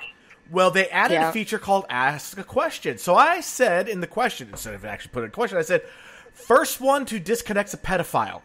I held them hostage for 45 minutes. And of course, that made the front page of Art of Trolling. A week later, it popped back up again, and it's all, what I saw was my post. It's like what I tried. The first person replied, stay off of meme base. The second one said, stay off of Reddit. I was going to say, that is a subreddit itself right there. That's a whoa. Oh, God, I was dying when I saw that the second time. So, one thing I did want to mention that popped into my head, and I don't know, maybe it was Spirit. They were like, let's have some fun. I like to challenge myself and see if I can scare myself. So there are certain things I will look for purposely on YouTube to see if I can scare myself late at night. And there's this one guy called Nexpo who has these really, she knows. has some of the coolest shit I've ever seen online in my life. Now, occasionally there's stuff he shares and I'm like, yeah, that's not real, or that's this, or that's that. But some of this stuff is really fucking cool. And like literally I will sit in the dark and just challenge myself to see how far I can take it. I will look at like ghost videos and creepy videos and I'm like, that's not real. And the great thing about having discernment is you do know if it is or if it isn't. But I swear to God, some of this stuff is just a complete mind warp. Like you're literally like, is that real? Could that happen? What is that? Oh God. There was one that was like this kind of, I don't know if it was a project for college or like something someone did on purpose as like a social experiment, but it was literally like whereisthesun.com or something like that. And it was literally this person who like was showing news footage of a world without a sun. And then there was like all these weird things happening. It was like aliens were taking over the earth. And it literally was like this. I think it was even on Twitter. It spanned like a year and a half or something and then suddenly went dry. And it was like, that was interesting. And it was so creepy and so well done that I literally was questioning if it could be real or not. Like, idiot, you know the sun's out. It was that. Of course, I just looked at your Twitter and I see you with Jensen getting that nice hug there. And all I could think of was that episode when they came into the real world, and he's like, Jensen Ackles? What kind of name is that? Jensen. Yeah. And then he's like, oh God, Days of Our Lives? Oh my God. I'm not a quitter, Eric. Yeah, yeah. So, I have to say, going to a convention was one of the most surreal things ever in my whole life I've ever been through. And it was the most fucking awesome thing ever. So, first of all, my friend Jen unfortunately suffered a stroke a couple years back. She was unable to go. She gave me her whole gold package for the Jacksonville in 2019. Wow. And my dear bestie, Sarah, who has been just absolutely going through hell, she's my fucking hero, went with me, and we had the time of our lives. And it was just before my birthday, so of course it was like my big birthday celebration, so I sprung for us to stay in a nice suite in the hotel where the convention was and all that good stuff. Oh my God, I have to tell you, hugging Jensen was the most amazing thing. I also got photo ops with Lisa Berry, Richard Speight Jr., and of course Jared Padalecki, who, by the way, that guy can hug. But the most special thing was meeting Jensen, because I felt like he's that one person like I admire and respect and look up to, and he's like that person who you wished all actors were. And it's just like, whoa, this is so surreal. So I really felt like I was in an episode of Supernatural. I was like, this is a departure. Jensen is a great hugger. He is. And the other thing I want to say is, I didn't think I could fangirl. Guys, you can ask Sarah if you see her, okay? She on Twitter, she's Scribe of Chuck, at Scribe of Chuck, okay? Mm-hmm. Seriously, I saw a not the Impala, but a Impala, okay? And immediately started jumping up and down in my seat of my car, freaking out. I then went in, got situated, got my credentials, got my nice, beautiful wrist jewelry, all that good stuff. I walk over to peek into the big venue area. I see Rachel Miner, and I'm like, oh my God. I lost my shit. It was the greatest feeling in the world, guys. I haven't had that much fun. Like, I've had fun, but I mean, that was like, oh my God. That was the coolest thing ever. The one thing about Rachel Miner, and I've noticed it doesn't matter whether you see her on film, whether you're reading a tweet, so you're just getting just the text, the immense positive energy that comes from that woman. Oh Seriously. My God. Seriously. And then the next thing that happened... more peace and love than I have, out of anybody that I have ever met in my entire life. Seriously. Like, I could be in my biggest troll mindset. Amazing. We're all talking over each other. The unicorn fixing everything. Yeah, totally. Yeah, I could be in the most awful, trolly, combative mindset. Read one thing from her, and I'm like, I'm good. And I will tell you, the second person I saw was Rob Benedict, and I literally was jumping up and down like a 2-year-old. It was amazing, on sugar. I ended up... I still tell people I hugged God. Now, I'm a singer also. One of my gifts as a human being is I'm a good singer, okay? My deal was I need to sing with Jensen in some way, capacity, shape, or form before I die. And so he didn't know it, but when he was playing around singing stuff like, it's the last question, it's the very last question, I was singing it with him. There you go. Mm-hmm. Even though, like, conventionally speaking, obviously... It's not the way you wanted it. He would never know, but, you know...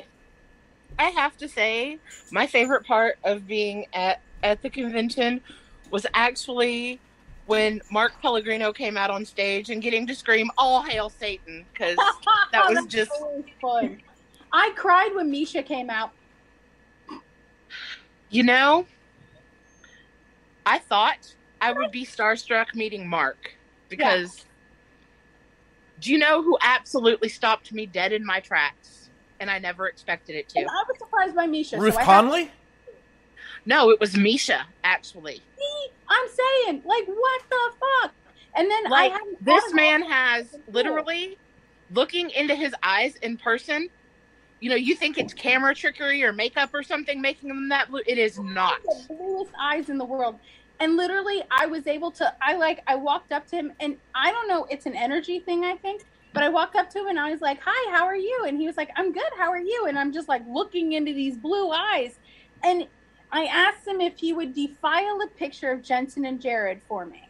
And the handler was like, "Yes, but he won't be able to autograph it because basically this is his personalization." I said, "Great, I'm good with that." So he took colored markers and literally defiled both of their pictures. The handler looked at him and said, "Don't sign that." And he said, "Fuck that," and he signed it anyway. You know what? I will give that up for that. I got Misha's autograph for my niece, Kiki. That's awesome. And, I would love to have a side-by-side picture with Richard Spice Jr. with our best shit-eating grins. I would love, love that.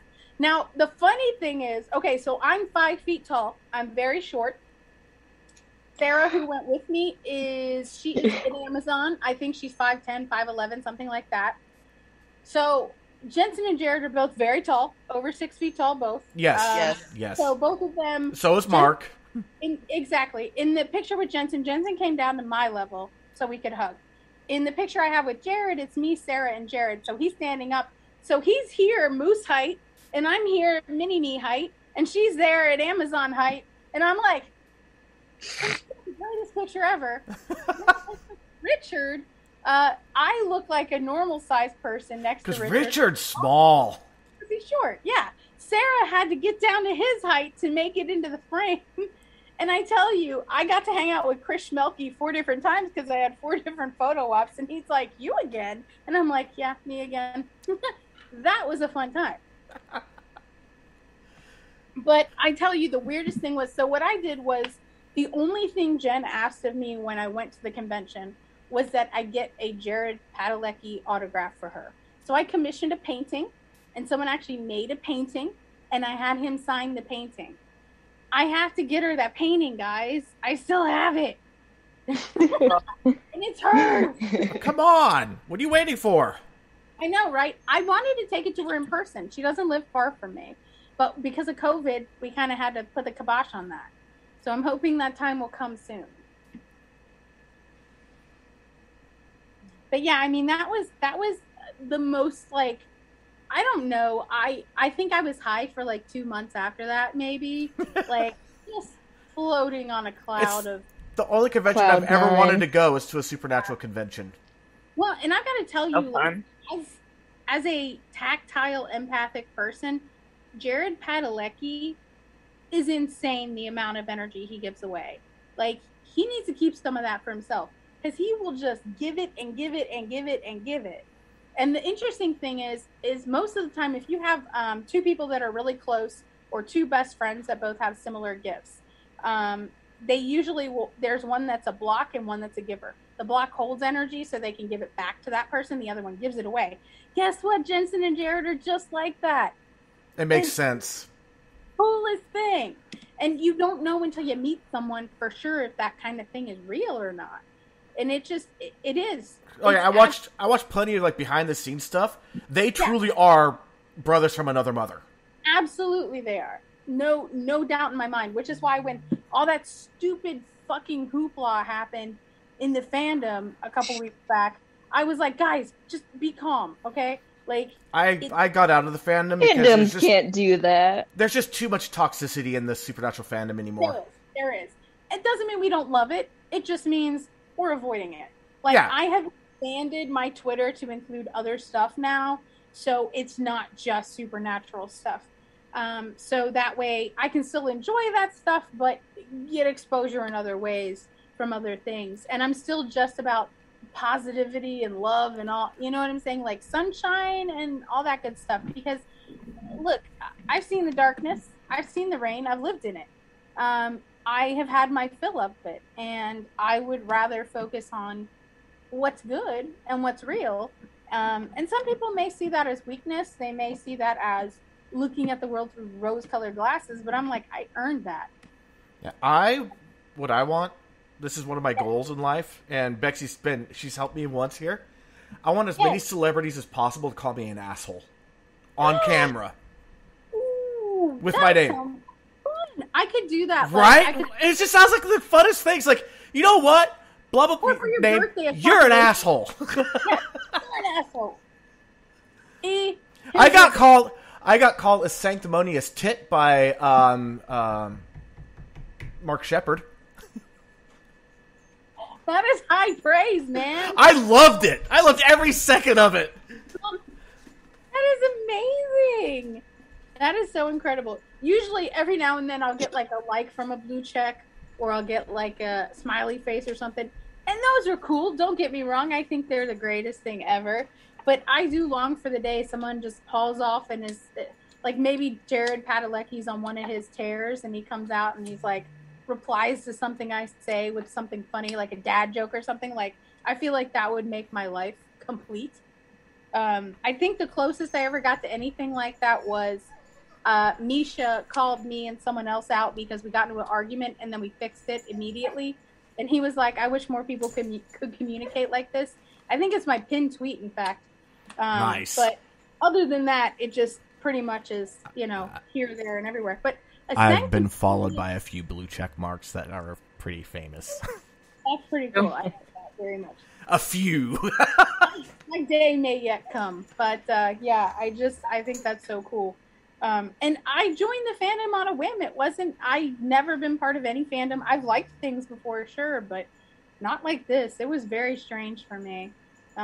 So it's just, and like I said, I've had to back off because it's just gotten way too toxic, and it's sad, but true. It is. It's watching something beautiful slowly turn into something ugly. Yeah. And that's just, unfortunately, social media. I had been watching Supernatural since the pilot. Weekly. Yeah. So then the fandom popped up, and I was a part of it. and then just watching how it transformed, and no. Yep. And then it just went to hell in a handbasket. It did. So I try to avoid most of that. If things happen, I try to be the voice of reason. You can say, but you can't. Yeah. So I muted myself there. My dogs were starting to get ornery, so I had to kick them out. That's okay. It happens. It's all good. So I wanted to touch on if we may go down this rabbit hole. No, of course we can. It's your show. How have y'all been dealing with the mental, emotional side effects of everything COVID related? Because I definitely, I went from working 7 days a week, managing and doing tours and doing all things ghost for millions of hours a day to absolutely nothing when we got shut down. And I got really depressed, guys. I got really depressed for a couple weeks. So I had to actually go into a, hey, your worth is not tied up in your job kind of tirade in my mind. And I had to kind of step back and go, all right, this is a good time for reflection and self-care. And that was kind of when I became a self-care warrior, as it were, because I felt like there was a need. And I think not just for myself, but for me to encourage others to do the same. So now I kind of go through, and you can ask Bexy, I go through this thing in my Twitter where every now and then I'll just pop off with, hey, like, how's this going? How are you doing? Check in with me. Let me know how you're doing. Like, what's happening? Because the check-in has become the norm with everything that's been going on, Yeah, we tend to do that with each other. The three of us check in, Meds make taken. sure we're all taking our meds. Exactly. Staying on track, all that good stuff. It's really important to do so. What's funny is that we actually started we just discussed about, having accountability buddies and an episode. And I woke up the next day and the listener, Brandy, who is, she left now, but because she had to go and do things with the family. Yeah. I wake up and there's a message. I took my meds. Did you? So I was like, and then that became a thing where Bexy, C, and I were always checking in with each other. I think it's important. I think it's really important. And to know you have that connection with other people and you can take advantage of that connection in that way. But as for like how to cope, if you actually look at the launch date of this podcast, it was basically like the week after they threw down the first lockdown, the 14 days. Yes. But I had been in the planning phases back in December before even the first hints of COVID had been out. Yeah. By February, the word was spreading about it, but the media's big stance at that point was, sure, COVID's scary, but have you seen the flu? Yeah. Funny how that changed. Yeah, really good. Yeah. But on March 19th was the first episode of this podcast. I think that it's helped a lot of people to help get through this. Absolutely. It's helped me. It's important. Me too. Yeah, absolutely. I think having a healthy outlet, a place where you're not alone is super important. I know I engaged with a couple different podcasts because I would literally just be freaking sitting at home online shopping for stuff I didn't need or, whatever. And so I started getting into more constructive pursuits. And I went through a period where every week I was trying something different just to see what would work, because I was trying to figure it out. And finally the self-care thing came to me. So I built a routine around that until I had to go back to work. And then there was this whole other thing that happened with the going back to work and everything afterwards. But for me, I know that right now a lot of people are coming out of a depressive state. It's almost like we've all been in it for a year and a half. And some people are going back into it because of things that are going on and numbers changing and whatnot. And I mean, I'm fully vaccinated, so I feel like even if I contract something, it's definitely not going to be as bad as it could be. Thankfully. Exactly. But that being said, it was one of those things where I can feel and sense overall humanity is coming out of a depressive state. So now you're seeing people acting out, being more negative, crime is up. And there's a few things that go along with that, because when you have a situation like this where seemingly powers that be are making it worse by things they are or are not doing, regardless of what the political bent is, it it just makes for society to almost break down in a way. But I feel like the breakdown is necessary so that we can raise ourselves back up to a higher level to some degree. To go from a smaller house to a mansion, you have to break the foundation and re-pour it. Oh yeah, absolutely. And I think that there's a school of thought that, oh, this is so and so's fault or such and such's fault. It's a cosmic thing. It's a normal, natural human thing. And society goes through it in times of war, in times of, for example, America, for example, the Great Depression, the stock market crash of 29, all sorts of different things over historical time. The last time we went through a pandemic during the Spanish influenza. Well, actually, technically, we actually had a pandemic when 69, when the first Woodstock happened. There was a pandemic. Yeah. Because of everybody being so...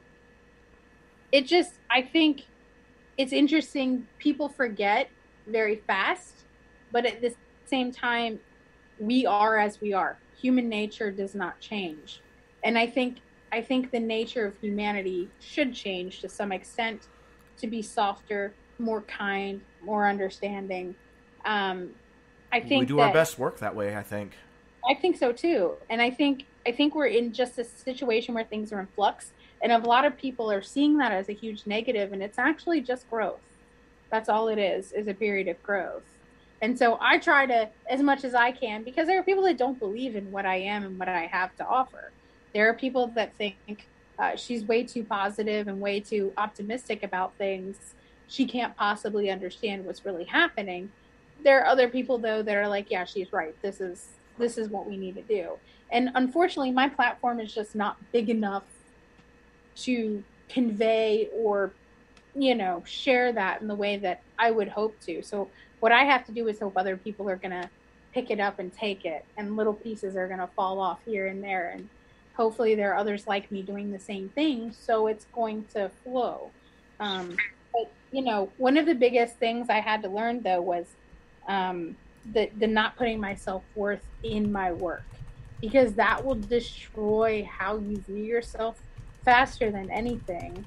And it kind of shocked me a little bit when I realized that's what was happening, because why would I have gotten depressed otherwise, and I had to kind of go, okay, so this is an opportunity for the next evolution, whatever that's going to be.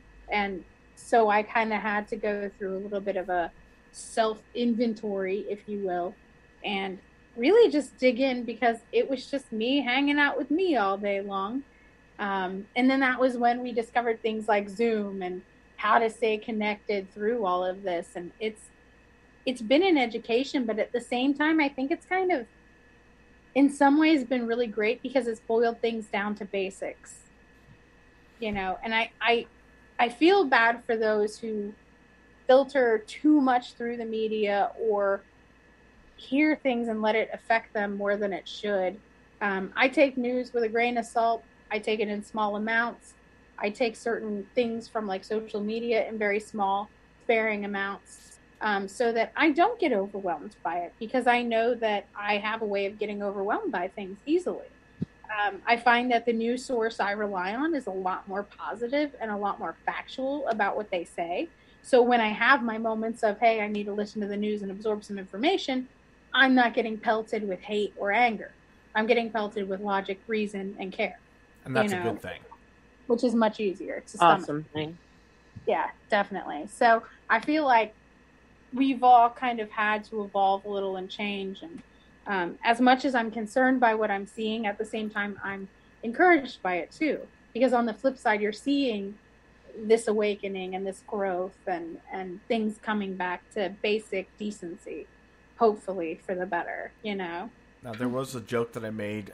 It was like a half joke. This was back when we had the Porch Drunkies on. Because we're talking about how with COVID and all that and the lockdowns that we've been separated for so long that it's almost awkward to go back out into public again. That's like, we forgot how to human. But in some ways, we kind of have. Sure. I remember my first week or so back around people after coming out of lockdown. And I had been locked down for about 4 months at that point. And my first interactions with people were really bad, like really just absolutely horrendous. Like I was like, I forgot how to talk to people. I forgot what the language of English was. I forgot customer service skills, basic things about my job I was forgetting. I actually attempted to do a little shopping with my little mask on and everything. And I was just like, I can't do this. This is like the weirdest, most awkward thing. And it was like everybody else was awkward too. So it was uncomfortable for them as well, you know? And so it was just like, oh man, how are we going to get out of this? But you noticed over time it got easier. But it's just the weirdest. I agree with that completely. It was like, it was almost like, hi, blueberries. What? I don't know. Just forget what I just said. It's all gemination. I can't handle the pressure. Yeah, exactly. Not of people anymore. Yeah, exactly. And the spiritual side of that was actually interesting because spirit felt the difference. And it was like, where are the people? Where is the energy we feed off of? Where is, it was very confusing for them. I can't say I saw a huge uptick in negativity on social media because all of a sudden, literally everybody is anonymous because you don't see people anymore. So the humanity and the mutual respect that used to be there, even when people would fight, it was just gone. Oh, yeah. I saw people telling each other, kill yourself constantly. I was like, what the hell is wrong with you guys? Ugly. It was ugly. It's like, I may not like you, I may not agree with you, I may think that you're the scum of the earth, but I will never wish you to die. No. I may wish you to go away, and I never see you again, but I don't wish you to die. No. I mean, I wish you'd stop being an asshole, but, like, please, live. And then the worst part was like, when you would say that, they'd be like, oh, you would have said it too. No, I wouldn't. Because they can't see, they can only see themselves in everything. Well, and the thing is if you are so caught up in this form of communication and spreading negativity, what does that say about who you are on the inside? What are you lacking? What are you needing? What can I do to help you find that? Because the compassionate part wants to be like, well, yeah, they're missing something. And there's also this new thing I'm seeing with younger people, especially where they're like, oh, well, let's be prudes now. And everything's like, it's like, you can't have everything super woke, but super also over the top, old school Victorian. You can't have both. You can't have your cake and eat it too. Correct. Now, do you actually know the meaning of that saying? The have your cake and eat it too? I know what it means. I don't necessarily know where it's derived from, but I mean, what it means is that when you have your cake, it's whole, it's complete, it's yours. You can look at it, but you can't have it that way and eat it too. It can't be whole and eaten at the same time, and that's what they mean by that. Accurate, and that's exactly the way I think some people want it. And it's like, eventually we have to get the fuck over it. Eventually we have to get over it. It's not about politics. It's not about religion. It's not about anything except you making a decision to be your best self versus being your worst self. And being anonymous online doesn't work, because if you make terroristic threats, you can be arrested for that. Yeah. There is comeuppance for bad behavior, even online. And so I think so many people get in their heads, well, it's anonymous, it's safe, blah, blah, blah. I remember when chat rooms were new when I was a teenager. And I would go into these chat rooms and you never know who the hell you really were talking to. It was completely anonymous. And you could have been talking to a pedophile for all you knew as a teenager. Yep. You didn't know. I made a lot of friends online over the years, of course, but, I was in, like, fun, geeky chat rooms for, like, sci-fi and stuff. Like, I wasn't necessarily in anything super, like, out there in front of too many people. But, it's almost like this new breed of this has happened where people are just, like, running amok. And it's like, yeah, you got to be decent in all of your exchanges. And if you can't be, you've got to examine why. I mean, well, people don't want to realize that, You can avoid reality all you want, but you Oh, sure. cannot avoid the consequences of avoiding reality. Right, exactly. And I And think grinning because you know where that came from, E. No, it's just that Ariel threw out something that, because I was going to mention it too. She threw out AOL chats, and I was like, I was a big fan of Merck back in the day, the IRC, and she put out the ASL, age, sex, location. And what's funny is that one of my friends, some of my friends formed a band out of high school. It was initially called Anti-Sex League, which is a reference to 1984. yes, But a lot of people are like, what, you don't like sex? I'm like, that's not what it's about. So they eventually changed their name to the Alternative Sound of Life, so they could keep the ASL. I would be like, this is the school of double speak, double think, and the Ministry of All Things Insane. The Ministry of Truth. Love is hate. War is peace. Although you're seeing that in real time now. Yes. And that was what Orwell was warning us about. He knew that. And I did a production of Animal Farm in college. Yeah. And it was heavy. And I was like, guys, like, you got to understand, this shit could happen again. Yeah. It could happen. And people are like, well, Orwell was a socialist. It's like, yeah. He was one of those ones that was self-aware who realized here are the flaws. We need to address them. Yeah. But instead, they're like, Yeah. Well, it's kind of like the school of thought that, not to take things too, like, common current issue-y, but it's kind of like the school of thought of if you were white and in the Confederacy, you must have been a racist. Robert E. Lee, for example, was somebody who was foursquare against everything having to do with slavery. He hated it. He did. He felt like it was an abomination. And he did not want anything to do with a war at all. He didn't want any of that to happen. But he refused to raise arms against Virginia. And that's why he joined the Confederacy. Right. And I get where he was coming from on that. He loved his land. He loved his people. But he hated the politics. He did. And that is how we have to look at things. We can't take things on a face value level and cancel everything across the board. We need to take things on a case by case and look at what's really happening. And I think that's why people just need to be decent to each other. Like another one. Anything is black and white in this life. Thomas Nothing. Jefferson was an abolitionist. He was beside himself when he wrote the Declaration of Independence. He was beside himself as he was helping to author the Constitution. But it was that whole thing of, if we're not all united, we will fall to Britain. We will go back to being colonies of Britain, and man, will there be hell to pay. Absolutely. And then they're like, but he owned slaves. It's like, yes, but do you understand the conditions?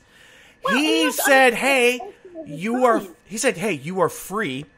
Yeah. But you can stay on this. If you want to stay on my plantation and help work it, you will get an equal share of all the profits that come. Or you're free to leave. Your choice. But you know how dangerous the world was for a freed slave? Yeah, very, very. So why do you think they stayed? Yeah.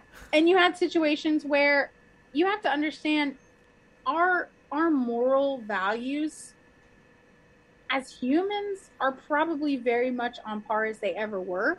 But culturally speaking, as humans, we thought and did things and reasoned differently throughout all ages of history. So I'm not trying to make excuses for how people thought then or how things were done then, but there were a lot of decent people that were caught up in this that didn't want any part of it. Exactly.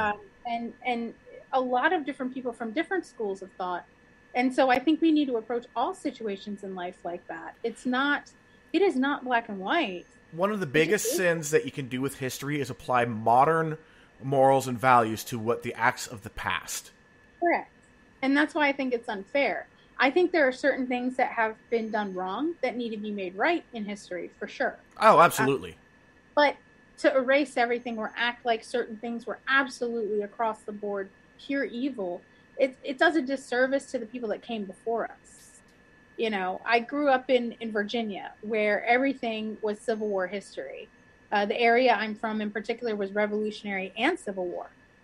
George Washington, for example, when he became president, he didn't want to be president. No, he did not. Against King George. It was like the way England was doing things was so bad that we needed to get out from under their thumb, and he knew how to help us get that done. you know? So I think that was one of the ways that that happened.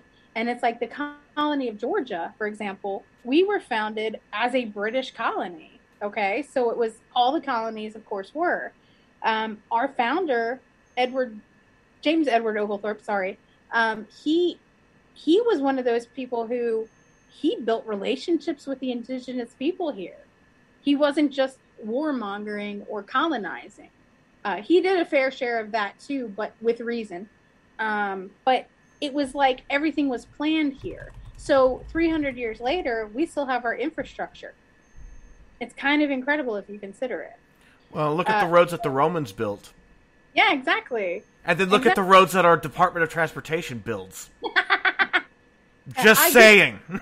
Florida, I-4. Oh, I've heard so much about the Florida roads. Yeah. I think as humans, we need to up the ante and stop the garbage.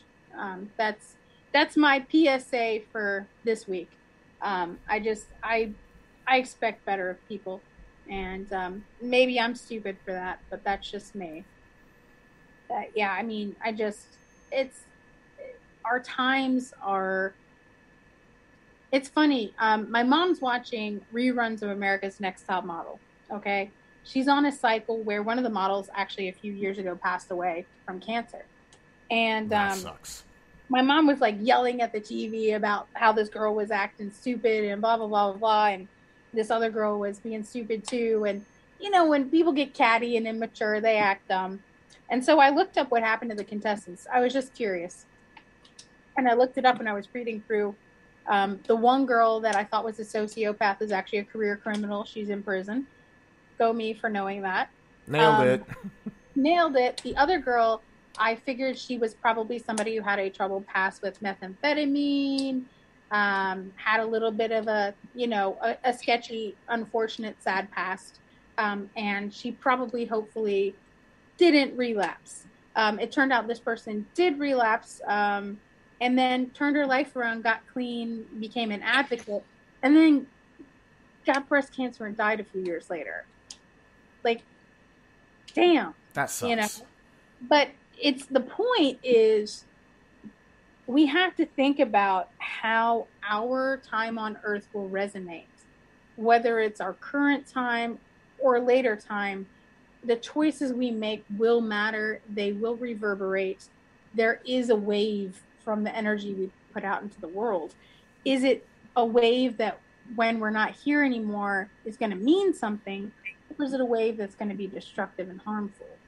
And so that's why I'm like the I love you person, because I would much rather I love you and I care about you in this life than have not said the words and miss that opportunity. It's one of the reasons why anytime, like with my family, my final words of any conversation is before we part ways is I love you. Because if something unfortunate were to happen, those are the last words.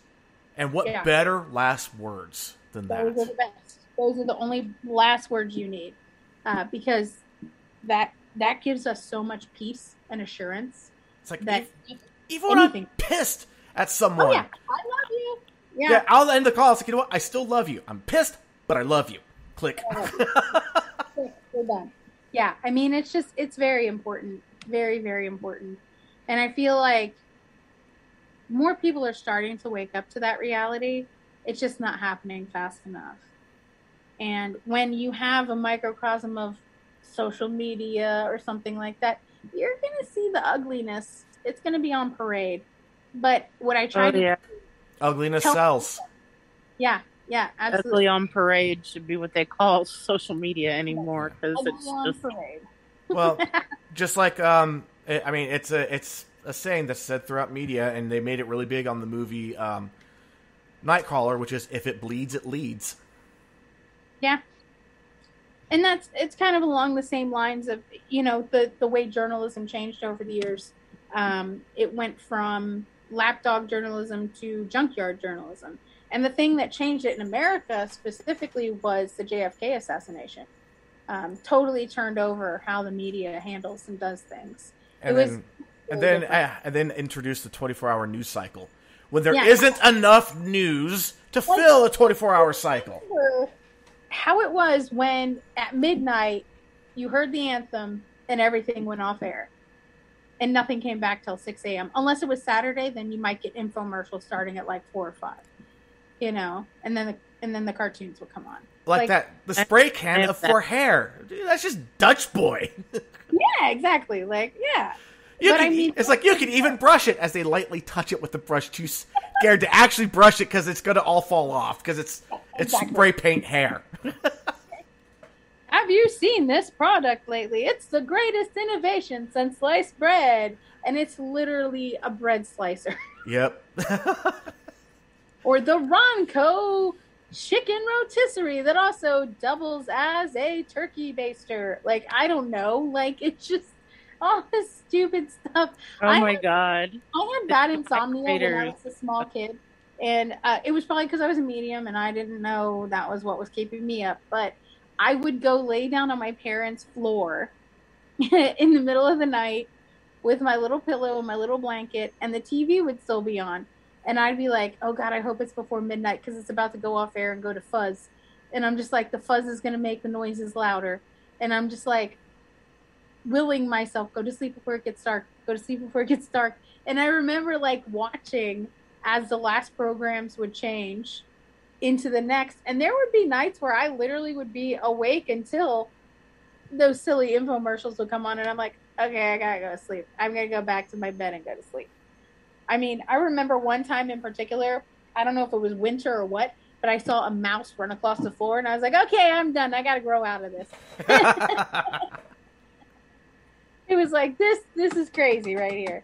But I do remember like when we first got cable, and it was like 24-hour news. What is this? And then ABC News would run this. I don't remember what it was. Maybe it was like ABC News Now or something like that.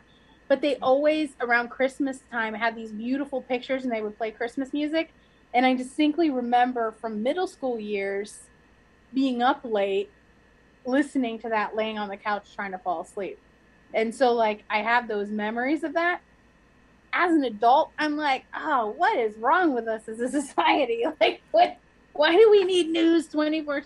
We don't need that. It's absolutely insane. No, and then I still remember Channel 3, because Channel 3 was the channel I had to go to in order to play my Atari 2600. And it was the local, the local advertising channel. So you'd be like, go on, it's like, hey, come to Round Table right here at the shopping center. Okay. Yeah. And then it became the Home Shopping Network. Oh my God. Which is still on the air. It is. Hey, we still have QVC. You know? I mean, and then there was a while there you go to a mall, and every mall had it. It was the As Seen on TV shop. Yes. Yep. I was like, it looked like crap on TV. Yeah, exactly. It's like, what? It looked like crap on TV, and hey, it looks like crap in person. Guess what I'm not buying? I remember when my family got our first computer, like I mentioned, I was a teenager. Oh my God, you would have thought that it was the absolute most exciting invention ever. We were like crowding around the computer and like, everybody give it room to breathe. And so it was an IBM Aptiva. Oh, wow. That's old. Wow. Yeah. So the Aptiva was nice. We had our little mouse that plugged in with the one button and the cord that didn't go very far at all. And so I remember as a child in school using DOS. Okay, so we were like arrow, playing whatever, Oregon Trail. Totally awesome. Oh my gosh. The Aptiva was like the shit back in the day, okay? So I remember we had gotten the fastest dial-up internet known to man. This shit took 10 minutes. It was like, yeah. And anticipation of knowing you're supposed to meet your friends in a chat room in 20 minutes for an RPG, and you're going to be late because your computer won't dial up fast enough. And not only that, but if for some ungodly reason someone else in the house decided to pick up the phone and make a call. Oh! Rude! Oh, please don't. I remember there was a time that I was supposed to meet some of my friends in the chat room, and we were going to role play ER, and we were each 4 different characters from the show. I remember First of all, ER. Who the fuck would have ever thought that would have worked? By the way, that RPG lasted 3 hours. It was amazing. And I'd like to think I'm the best nurse in ER over anyone else. I still think there's only one episode that really stands out to me from ER. It was back in their the first season when there was nobody there. It was middle of winter, and the guy that played Goose from Top Gun, Dr. Green, was yes. they were in a supply closet with God, what was his name? The dude that was there the longest from the original. At the time, he was just an intern. Noah Wiley? Yes. Carter? Yeah, they wound up casting his leg because they had nothing better to do as a prank. And then there was a massive pileup and all shit, all hell broke loose. Oh, yeah, but they were playing hockey out on the floor because they had nothing to do. They had brooms and they took a bedpan and they were playing hockey with it. And they casted Carter's and then did an emergency call for him, so he comes running out with his plaster cast on. I'm going to need you to take that cast off stat. Yeah. The episode of ER that stands out to me the most is the episode where Dr. Green lost the lady to preeclampsia. Ooh. To this day, that episode, and I haven't seen it in over 20 years, and it still gets me right here.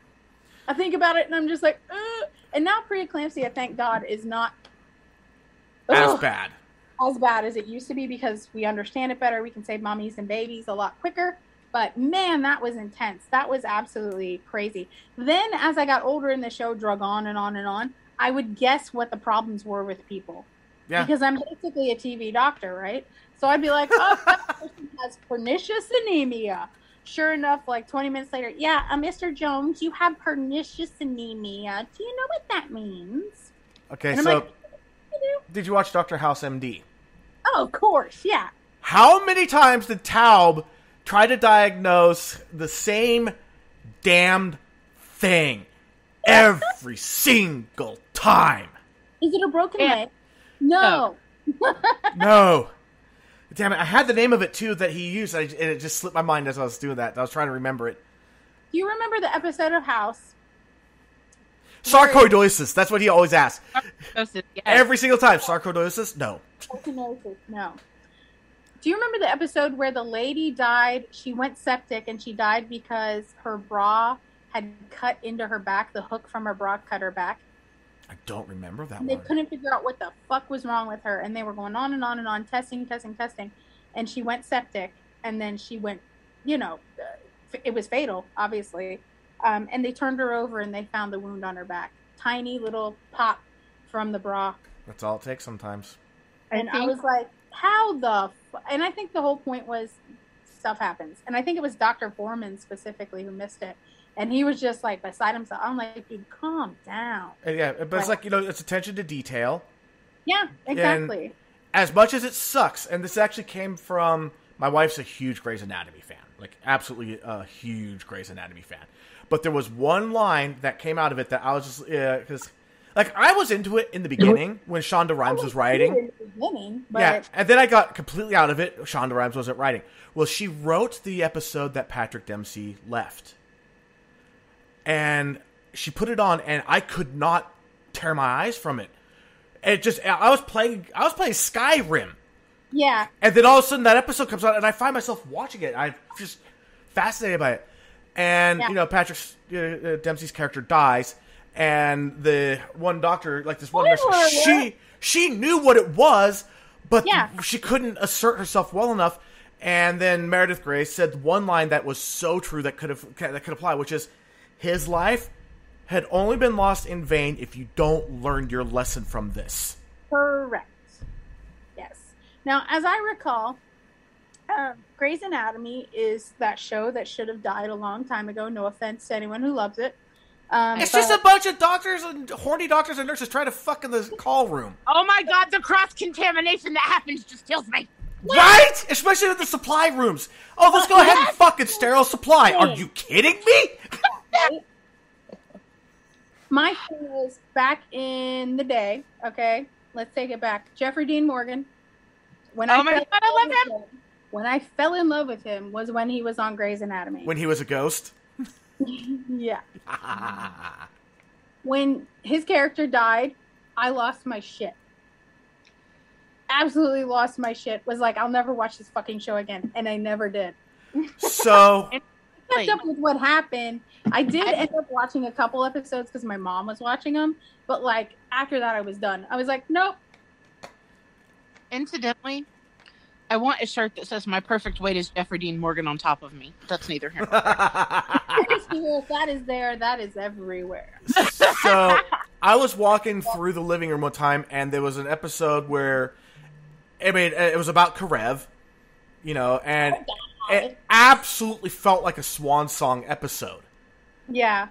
And so there was one early on, back when it was still really good, that he helped a wife out of an abusive relationship. Oh, yeah. They wound up getting married in the show. Yep, I remember that happening. Yep. He left her to go back to Katherine Heigl's character, Izzy, because Izzy used the frozen eggs and sperm and had kids, and so he had kids that are his, and he felt that he had to go back there completely out of character for who he really was. And that's how they wrote him off the show.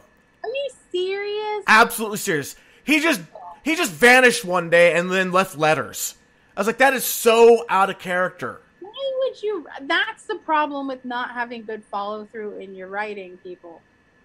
That is so sad. So let me tell you a story. Since we were talking about Jeffrey Dean Morgan, I have to share this. So what happened is the reason I got into Supernatural is because of Jeffrey Dean Morgan. Well, yeah, obviously. My favorite 2 TV shows were ending. So I didn't start out in season 1 like everybody else did. In fact, all I knew about Supernatural is it was the longest running genre series on TV. It used to be on the WB. It was on the CW. It's only because WB changed to the CW. Exactly. Other than that, didn't know who anybody or anything was. Didn't care. I had my other shows. So 2 of my favorite shows, the originals and Once Upon a Time, were ending, and I was brokenhearted, and I needed a new show. My wife's watching the originals right now. Oh, that's awesome. On Netflix, I had seen Supernatural pop up on my thing over and over and over again, and ignored it. So what ended up happening was that I went ahead and said to my mom, I said, all right, I'm going to give it 5 minutes, and I'm going to see what happens. 90 seconds, wait, that's a lie. 40 seconds in, I see Jeffrey Dean Morgan, I'm done. I'm like, this is the best show ever, I'm in. Then, so Negan must have left you conflicted. And I'm like, oh, he's cute. Negan did not leave me conflicted at all. I love me some Negan. But I tell you, the clincher for me was seeing Jensen Ackles smile. I was like, I'm done. My heart's not coming back. It is gone, and I will never, ever fucking get it back. The thing that made me the biggest fan was the outtakes, where Jared kept gassing Jensen out everywhere. I'm like, dude, get it together, man. Come on. Yeah, I've got to say that because I wanted to kind of play catch up, because it was going to take me a long time to binge watch everything, and I was able to, and it took me 4 months. I got through season 13 right before season 14 started. And it took me 4 months, but I did it. Yeah, it'd almost take 4 months to quote-unquote binge season 7. It was so fucking awful. Fucking Leviathans. It had so much potential. Yes. When Castiel was completely like inundated and taken over by them, that was his best acting he had ever done. Up to that point, yeah. Yeah. And then they ended it so soon. Way too soon. Well, as it was. And then it was just a running dick joke. Yeah. Yes. The dick jokes. The dick jokes. And you know, what I find is we hype up the villain or the monster of the day, and they don't get a proper send-off. Eve. You know, exactly. Case in point, Michael Dean was the hottest thing that ever happened to that show, my opinion. Deanman. He was hot too, and I know a lot of people like Mark of Cain Dean. Everybody's got their thing. I love Dean. I love Dean. Okay. Michael Dean was the hottest thing in my opinion, just because it fed what I like. However, the way they ended Michael was so anticlimactic. I was just like, really? And then the whole thing with Lucifer, and then like having like the whole human counterpart thing, and all, I was just like, I'm just like, why? We never leave family behind. What about Adam? Fuck Adam. We never leave family behind. Why did we bring Mom back? No offense, love Sam Smith to death. Why did we fucking bring her back? So that way you could have that one Thanksgiving episode where all four of them got to have dinner again. Beautiful, but bleh. British fucking men of letters, really? I mean... And I love Fergus, and I love Davy to death, but those... Fergus. No, not so stupid. And then, on top of that, okay, I love the whole Crowley arc. Crowley's awesome. Crowley was one of my favorite characters. Why the fuck did he go out like that? Rowena actually went out for the greater good, which I thought was awesome. Rowena was one of those ones that was like such a one-dimensional piece of shit character at the beginning. Like for episode after episode, like why the fuck do they keep bringing her back? And then she became one of those ones like, where the fuck is Rowena? I need more of her. Yes, exactly. Ruth McConnell is a goddess. I love her. I personally think what they did to Charlie was probably the worst thing they ever did on the show. Yes. Yes. Loved her I so grew much. over that so bad. That was a that. huge middle finger. Oh, yeah. My big thing is the finale. I loved it. I loved... Oh, my God. I bawled my eyes out on that. Love. Still can't watch it because I'll just disintegrate. I cannot subject myself to that mental trauma again yet. It was I will tell the most you, heart-wrenching and most beautiful finales I've ever seen of any show ever. I personally... They did it justice. As somebody who does grief counseling, as somebody who has a very healthy, I think, relationship with the concept of death, have never reacted to a death the way I did to Dean Winchester's death. Right? I physically could not get the sobs to come out of my body. I had chest pain. I had these esophageal spasms. The tears literally were like clogged in my tear ducts and couldn't come out. My head was pounding. I literally had to sit down and go, it's okay to cry about it. It's okay to be heartbroken. And I literally went through a period of mourning. It took me a couple to come out of the initial, like, okay. I was watching it live. The commercials couldn't end fast enough. Oh, yeah. I was dying between that and... but then when I saw Baby, tears of joy. I love Baby. But I tell you, I was in a situation where I had to work the night of the finale. So it was on DVR for me. So I just got to speed through all the nonsense. And I'm just like literally sitting there, like just dying. Like I have my tissues in my hand and I'm like, I'm not crying. Why am I not crying? Something's obviously wrong with me. I should be crying. I think it was, it's like you knew it happened. When it happened, you knew it. It was really, but okay. It was so, 13 years, that was such an alien concept of a natural death. Yes. And I think some people took it to the extreme. I actually got blocked by a few people because I said, why are you wishing death on the writers? That's really fucking stupid. Like, that's too far. You're upset. I get it. We're all upset. But so many people were just like, why would you take him out like that? It's in reality, make-believe. It is a TV show. Yes, exactly. We are all attached to it, and I understand that. But it is still... Yeah, exactly. It's fiction. Exactly. And I think it was one of those things where it's like, if you're going to block me for this, you don't need to be around me anyway. Like, fuck yeah. It's like, wow, if that's your line... If that's what it takes, then... If you're that petty... Because my thing was, it took me... And granted, I've had discussions with friends about this at length who were very angry about the whole rebar thing, and that's what took him out. I get that. I can understand that.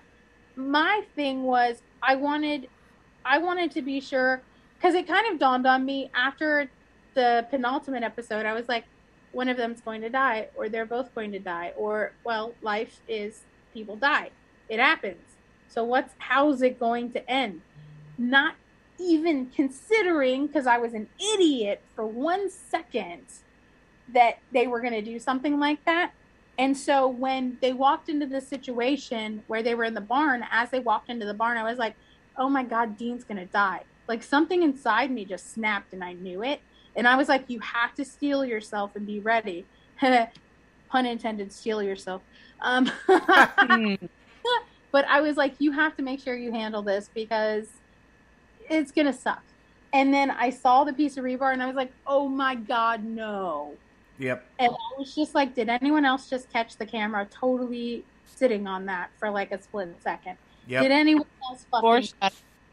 I saw the foreshadowing. Yeah, exactly. And I was just like, so many times we've been through this and it's been a close call, or there's been Castiel, or there's been that or this. And I was like, or making a devil with the crossroads demon. Yeah, at this point, every other option has been exhausted. They have defeated God himself. At this point, this is it for all the marbles. And so I, of course, immediately thought, this is gonna really hurt. And so part of me thought, nah, maybe Dean's gonna like drive the vampire onto that, or Sam will, and it'll be okay. Fighting what I knew in my head. And then when it happened, I was like, well, that just fucking happened. That just fucking happened was the exact thought I had, yes. And I was just like, yeah, you can't come back from that. No. And it was interesting because, like, Sam cut the head off the vampire, and they had that moment where there was a breath, and I was like, well, maybe he's standing beside it and he's fine. Like, okay. No, at that point, his lung is slowly filling with blood. You could hear, Jensen is such a good actor, you could hear the labored breathing. You could feel it, and you knew. And it just as the second it dawns on us, it dawns on Sam, too. And Jared's so good that he immediately just, like, goes right into that place. And dude, if anybody deserves a hug from that day of work, Jared does. How many times did he cry in that episode? Oh man. I mean, and how many takes did it take to get that right? And he just was magnificent. The having to act alone through all those different things, and that whole, like, it's just, and meanwhile, and I used to think that Misha was the best actor of the group. Yeah, it wasn't until near the end of the series I realized probably Jensen's the best, and Jared's right fucking there. Right there. Although it's really hard for me to watch Walker Texas Ranger because it's so much fucking Sam. I've only watched 4 episodes of the show. But I like it. It's good. I just can't do it. It's really good. It is, but it's like, it's Sam. It's not Walker, it's Sam. It feels wrong. Sam things in him. Tonight on an episode, I heard him say, so hey, get this. Yeah. Thanks, Jared. Yeah. I was like, well, hello, Sammy. But I will tell you, when I was watching the finale, the thing that made me cry. The thing that made me cry the hardest was what Jack did to Heaven. That was lovely. Exactly. I think when I watched it the second, I had to watch it again, obviously. The first time my mom was sitting there. I watched it once. I could never watch it again. Nope. I couldn't emote. So the second time through, what actually hurt me the most was when Sam died as an old man. That one was that hit in a different way. It was so beautiful, but it was that the world would have no more Winchesters in it, right? In that thought. And then I went, no, but there's Sam's son, Dean. He's a Winchester, and he's got the tattoo. He'll take care of baby. He'll take care of the bunker. It'll be okay. Right. But the loss of Sam was the final nail in that coffin, because it was like, wow, they're like literally not on that earth anymore. Yep. And I think that was why I took it so hard. My one those critique. Those fuckers knew it with that song. Yep. The one critique that I have, the one complaint, was when Sam passed and went into heaven. It didn't start with him seeing Dean and, baby, and him saying, God, what? Damn it. My brain's so tired tonight. Him just saying jerk, and then having, Dean turn off the smile, bitch, and then go and hug. Beautiful. I think that would have been perfect. I also felt like their reunion was not as, it was beautiful, but I wanted it to be even more, like, joyful than it was, a little more expressive joyfully than it was. But I mean, think about it. They hadn't done jerk and bitch for decades. Okay, for Dean, it was about an hour. Taking their shirt off, and Sam did that, I guess. So, yay! Yay!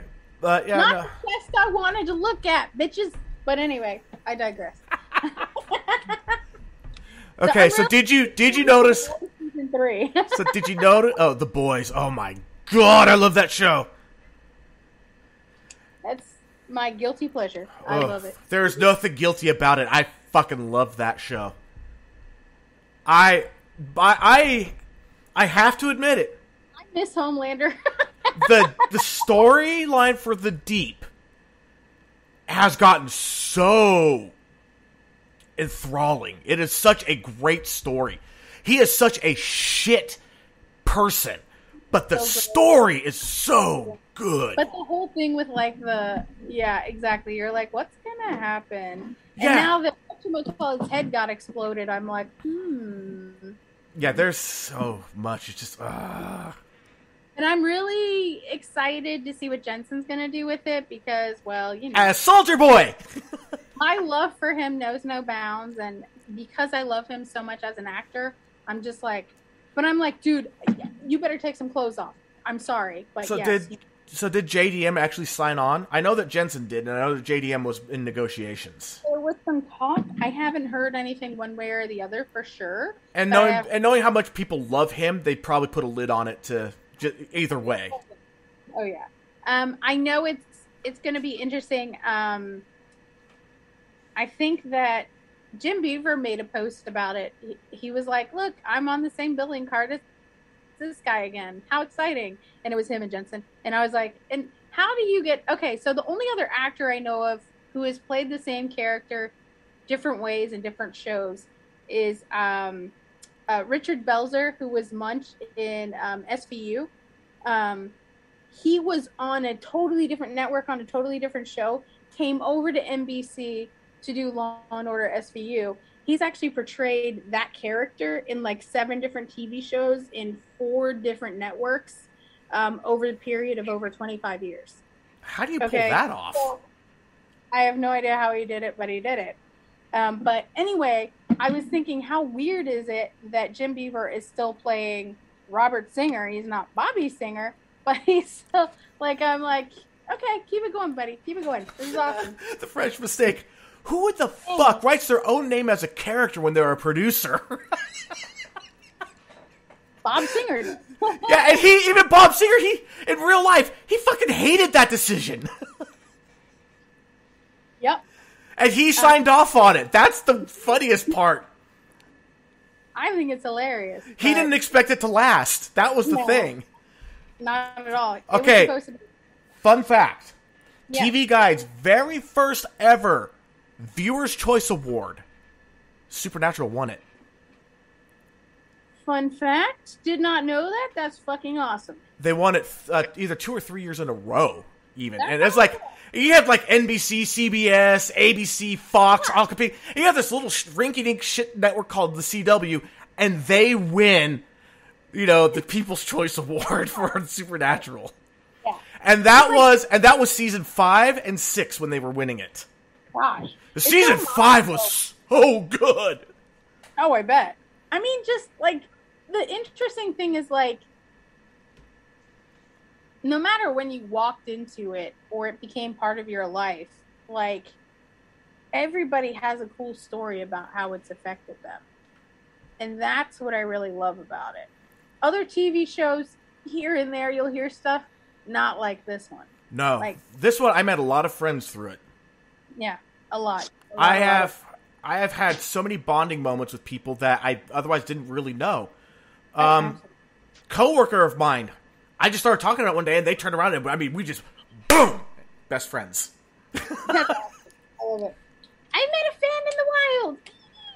Right. No, crazy. So, how come you don't use bungees on your weapons? They never did, even though they acknowledge that's a good idea. Idiots. Morons. And that was season 3. I mean, come on. It was either 3 or 4 when that came up. Yeah. It was so early in the... I would say, though, for me, my sweet spot is season 1 to 5. Oh, yeah. As I tell people... I love all of it, but the Crypty era was like... Exactly. I mean, but it's like... It started out as a monster of the week, but they laid the foundations for a story arc that lasted all 5 seasons. Oh God, they did it justice. Totally, absolutely a flash in the pan thing. It was a great idea. It worked. It was fantastic. It's over. Yay. Moving on to the next kind of thing. Like, it's just, wow. Right. And then it went bad in the 6th season with Eve. It could have been great. Then it went to the absolute shitter in season 7, but then it started redeeming itself. Which is nice. I mean, there were still those moments in between interspersed that are still great, but like, when I think of the things, like, when I go back and watch Comfort episodes... Weekend at Bobby's. I'm watching shit from season 1 and 2, and, like, Baby, and, you know, my favorite episode is Changing Channels. I love that one! Nutsucracker! Nutsucracker! I love that episode. I have the genital herpes. What? That was so great!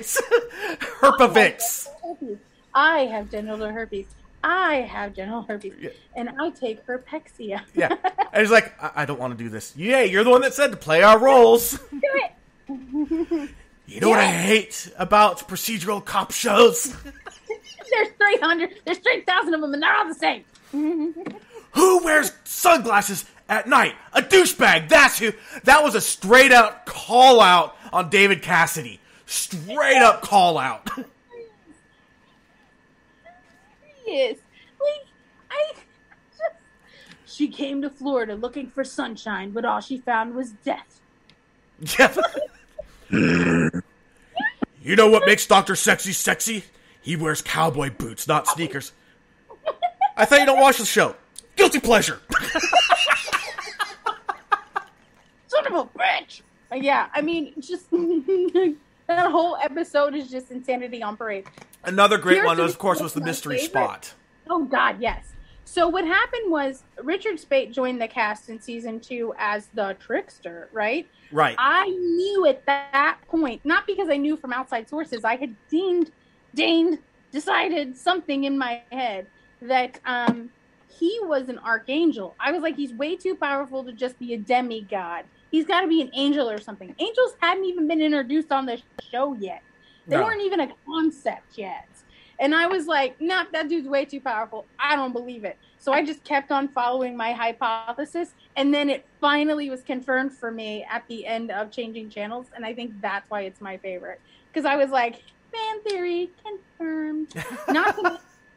I've hugged those 3 guys. I have been in their presence. And every time I watch that episode, it's so fucking good, I forget. I keep going, God, I would love to be around those guys.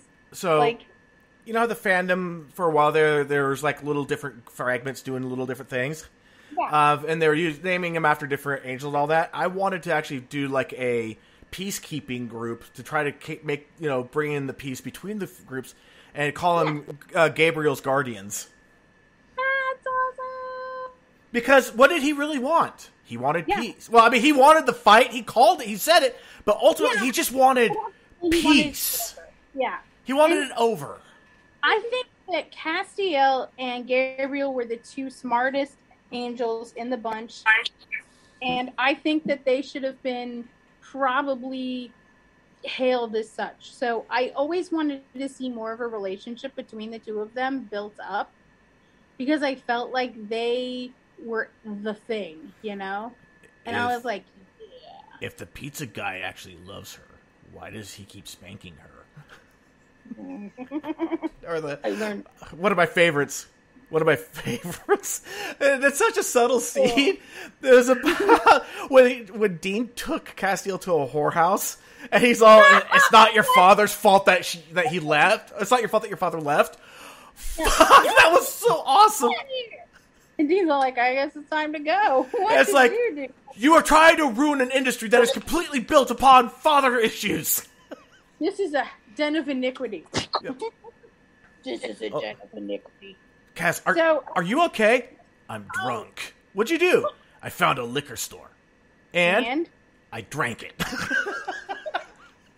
I one time did helium and then did a video of myself and I went, "I gripped you tightly and raised you from perdition." I saw a t-shirt. It showed a cat with angel wings and the trench coat and the tie. It was Cat Stiel. Sometimes And it was that same quote. It was that same quote, but dragged you from perdition.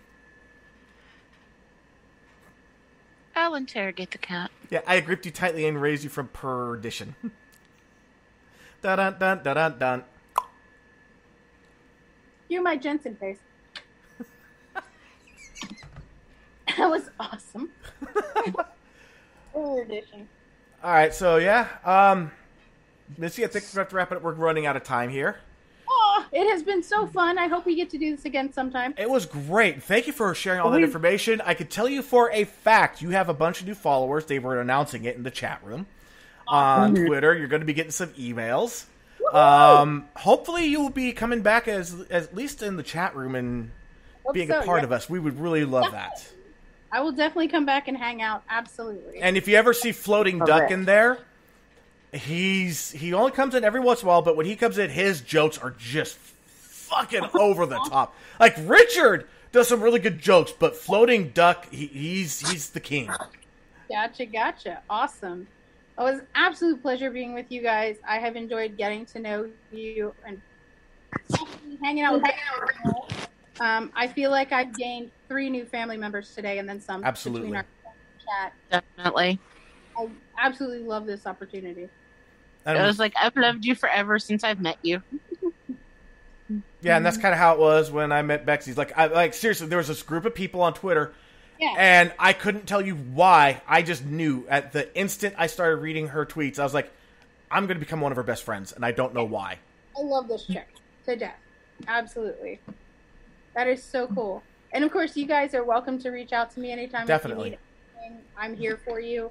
Definitely. And then also with C, when C joined, came on the air, like almost instantly, I was like, I need C in my life. I need to help C. I need to help protect C. I want to see C grow. I want to see C, I feel C right succeed.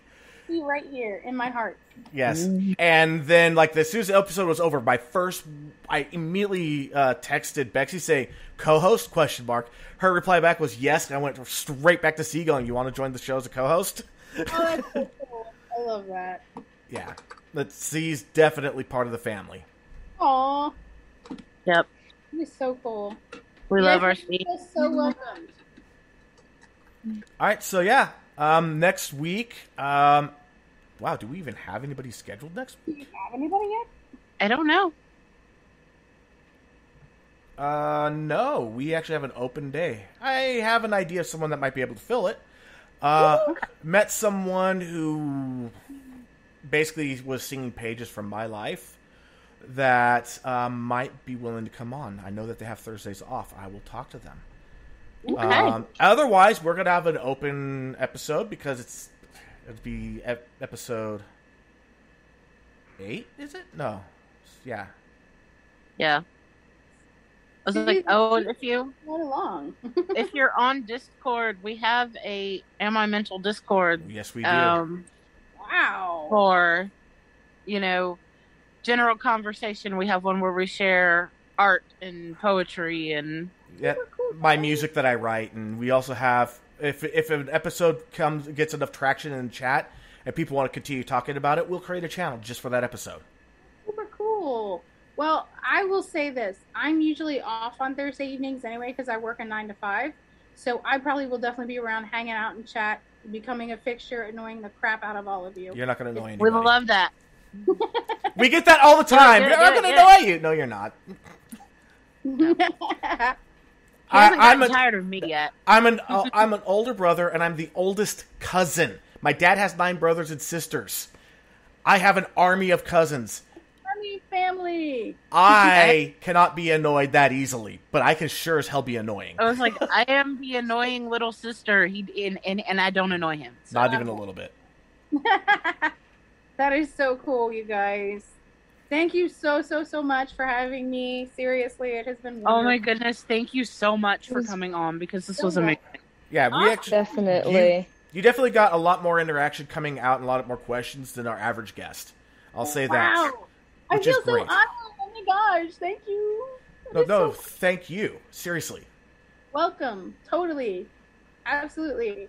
All right. I feel like I love you guys to death, and you are in my heart forever now. We did have one episode not too long ago where we did nothing but read poetry and people were sending in stuff. If we don't get anybody next week, maybe we'll do that. At the same time, I know that there's stuff that some of us want to share. So we may just make it a dedicated someone for one of our people episodes. Yeah, absolutely. That's super cool. All right, yep. And I just got the notice that my internet connection is unstable. Woohoo! My internet connection's not the only thing unstable.